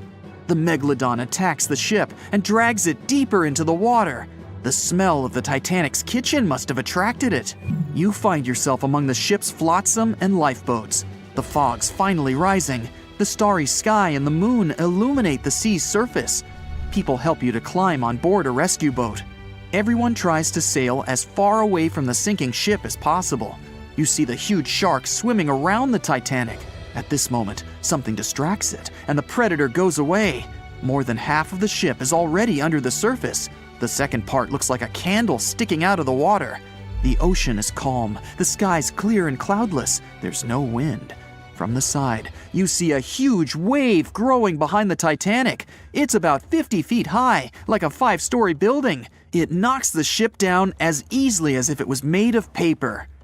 The monster wave dissolves in the water as quickly and unexpectedly as it appeared. You've just witnessed a rogue wave. This phenomenon occurs all over the world. Enormous waves suddenly appear, demolish ships, and disappear without a trace. Scientists still can't determine their exact nature, but according to the most popular theory, these waves are formed by kinetic vampirism. Under certain natural conditions, waves accumulate and exchange kinetic energy. Among all the waves out there, there is one vampire wave that absorbs the energy of all the others. When a lot of energy is accumulated, a huge wave grows and splashes it all out. Some believe the frequent disappearance of ships in the Bermuda Triangle occurred because of rogue waves. The people on the boats calm down. Someone sends a flare into the sky. You look at the ocean and see the triangular fin of the Megalodon emerging from the water. It's the size of a sailboat, and it's coming your way. You row the oars as fast as you can. People are screaming and calling for help. There's no chance of escape. The legendary monster is getting closer and closer. The shark's head peeks out from under the surface. It opens its huge maw filled with hundreds of sharp teeth. Each of them is the size of your palm. The boat would fit entirely inside the shark's mouth. It can swallow you whole. The shark stops and closes its mouth at arm's length from the boat. You can see the water bubbling around you. From the ocean depths, several giant tentacles lash out and wrap around the megalodon. They pull the shark down. You look over the side and see a purple glow with a black circle in the center. Someone on the boat notices it too. People start screaming, "It's looking at us!" a woman shouts. After a second, you get goosebumps, and a shiver runs through your entire body. This purple glow is something's eye, and the black circle is the pupil. The creature that is looking at you right now is so big that the boat seems like a grain of rice to it. It's the Kraken! The giant squid, an ancient monster that sank hundreds of ships, but whose existence has not been proven by anyone yet. Fortunately, the boat you're sitting in is too small to interest the Kraken. You can see its eye moving deeper away. Huge tentacles pull the struggling megalodon into the depths. An hour passes, and another big superliner arrives at the wreck of the Titanic. All the passengers are rescued. You look back at the calm sea, at the place where the Titanic recently sailed. You climb aboard the rescue ship and promise yourself never to go on a sea voyage again. You sit up on the bed, put your feet down on the floor, and feel the cold water. You quickly run out of the cabin and find yourself in a long corridor. The water is knee-deep. People are putting on life jackets, running toward the stairs. You run after them and find yourself in chaos. Water is everywhere. A woman slips on the stairs and falls. You help her up. People from all sides are pushing you. Everyone is trying to climb the stairs. There's more water behind you. The cabin you've just left is completely flooded. A few more seconds and the water level will rise above your head. Fortunately, everyone manages to get out. The upper deck is breaking. The huge ship is tilted to the side. The sound of breaking wood, the grinding of iron, and the shouts of people mix with the music played on violins by several musicians. You head for the lifeboats and feel like you're climbing a mountain. There are no lifeboats available, but you find a life jacket. The entire bow of the ship has sunk under the water. You're at the very edge of the stern and decide to jump. You wait for the ship to sink deeper into the water so the distance between you and the ocean surface is reduced. You finally jump and find yourself in the icy water. It's 28 degrees Fahrenheit, not enough to freeze the ocean, but sufficient to turn a puddle on the road into ice. You're having a hard time breathing because of the cold. You watch as one of the most majestic, unsinkable ships in history sinks. In 1.5 hours, another liner will arrive and rescue all the survivors. But before that, you have to handle this situation somehow. 90 minutes to survive the night in the icy waters of the Atlantic Ocean, among chaos, screams, and despair. Only one thing can be even worse: sharks. Everyone knows the story of the Titanic. What if the survivors noticed shark fins among the wreckage? Theoretically, it could have happened. Scenario 1. The sounds of the crash and the vibrations in the water could attract great white sharks. They swim in the cold waters of the Atlantic Ocean, where the disaster occurred. They are some of the most dangerous predators on the planet. They're big, fast, strong, and their 300 serrated teeth are sharp as a blade, lined in several rows. And now, you see a few triangular fins sticking out of the water. They quickly circle you and the other people. You grab a floating wooden piece left from the ship to climb on it. The cold temperature shackles your movements, and your hands slip. These sounds attract the sharks. One of the predators stops swimming around and is now heading straight for you. Fear makes your brain shut down, and your instincts start working. You try your best to swim away from the shark as fast as possible. Of course, it's useless to run from a fast shark in the water, but you're still trying. 2 seconds pass, and you feel your heel hitting the shark's nose. The other foot goes into its toothy mouth. You scream, feel the sharp teeth on your leg, and shut your eyes, but nothing happens. After a second, the shark lets you go. Great whites rarely attack humans. If they bite, it's just because they want to test you. The thing is, the shark's favorite food is seal. After a light testing bite, the shark understands that you're not a seal. It simply loses interest in you. But if the shark is hungry, then it won't care what kind of animal you are. Those survivors who are safe in the boat have no reason to fear. The great white won't attack them. The predator can push the boat a little, but only to test it. If there's a fridge with steaks on board and someone decides to feed them to the sharks, then problems will begin. Several predators will push the boat until the steaks fall in the water. The shark is swimming away from you. Then, one of the lifeboats picks you up. You're safe. Soon, another liner will arrive, and you'll find yourself in a warm and cozy place. Scenario 2. If the water was warmer, Titanic survivors could encounter bull sharks. You jump into the water from the sinking ship. The water's not so cold. You can easily swim to the nearest floating door. But you notice a tall triangular fin with a dark tip on the top. Unlike the great whites, these sharks aren't fast. They seem lazy and slow, as if they aren't interested in you. But you still need to climb the door as quickly as possible. Bull sharks are some of the most aggressive in the world. They deliberately create the illusion of slowness so their prey relaxes. At the right moment, they become agile and fast.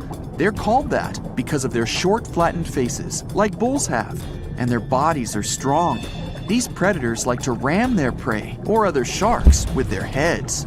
As soon as you climb the door, the bull shark crashes into it and you fall into the water. Fortunately, there's a lifeboat nearby. People get you on board. Several sharks slam into the boat from all sides. It gets scary, but with your combined efforts, you keep the boat afloat. Soon, another liner arrives and scares off the predators using its loud signal and the roar of the engine. That unpleasant scenario is, luckily, impossible. Bull sharks swim only in the warm waters of the ocean. But most often, they can be found in fresh springs, river estuaries, and shallow water. That's why they're so often seen by people near beaches. Always read about the place where you're going to swim before diving in the water. The third and most likely scenario: you jump into the water, it's icy again, and you're having a hard time moving because of the cold. Your life jacket keeps you on the surface perfectly. The lights of the sinking Titanic light up the water a little, and in the black infinite depth, you notice what looks like a large block of stone. An ancient fish, the most majestic shark in the world, is swimming near you. It's a Greenland shark. They swim even in the Arctic waters, so they're not afraid of the cold temperatures of the North Atlantic. This huge predator is bigger than a car. Each year, its length increases by 0.3 inches. You're lucky to see it, as it's one of the rarest sharks in the world. Fortunately, it has a docile nature and will not attack you. The entire kitchen of the Titanic may be floating in the water and attracting these sharks. They're slow, peaceful, and old. The age of the Greenland shark can reach 400 years. This shark is considered adult 150 years after birth. The one you're currently looking at in 1912 may have witnessed the golden age of pirates with sabers, parrots, and eye patches. Arr! And it's quite possible that the same shark that saw the Titanic disaster is still alive in 2021 and slowly wandering the cold waters of the Atlantic Ocean. In all these scenarios, you manage to escape. But if a shark attacks you in the water and there's no boat nearby, then you still have a chance to survive anyway. The main thing is not to panic. Don't splash or make sudden movements so as not to excite the shark. You're wearing a life jacket, so you don't have to move to stay afloat. Do not swim away from the shark, otherwise it'll think that you're its prey. The shark will be swimming around you, so don't lose sight of it. You can slowly swim away to a boat or wooden boards, anything that you can climb. If you're near the shore, then slowly swim towards it until you reach shallow water. After that, you need to quickly run away. But be careful, the shark can even get you out there, so keep your eyes on it at all times. If the shark still attacks you, then you will have to fight for your life. Weak points of the shark are its eyes and gills. Aim for them with your fists and feet. At 11:40 p.m., the Titanic made contact with an iceberg in the North Atlantic Ocean.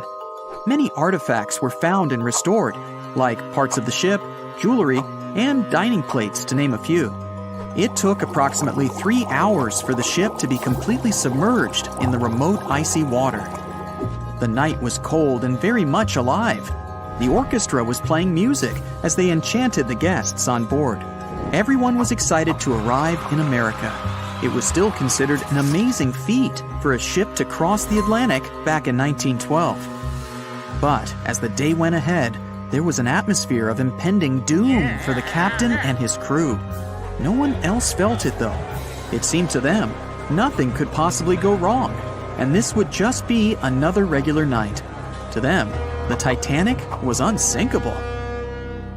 The last thing on your mind when thinking about the Titanic is the mail crew. Yes, there were mailmen on board delivering mail to America. It may seem like a pretty mundane occupation, but there was a very tough test to pass in order to be accepted on board. And only a few top candidates would qualify, and those few would get shortlisted and accepted. John Starr March, an American, was one of these mailmen earning between $1,000 to $1,500 a year working on the Titanic. Back in 1912, this was considered to be a lot of money. They were not officially part of the ship's crew, since the mail crew was placed near the third-class quarters. But given their influence and resistance, they were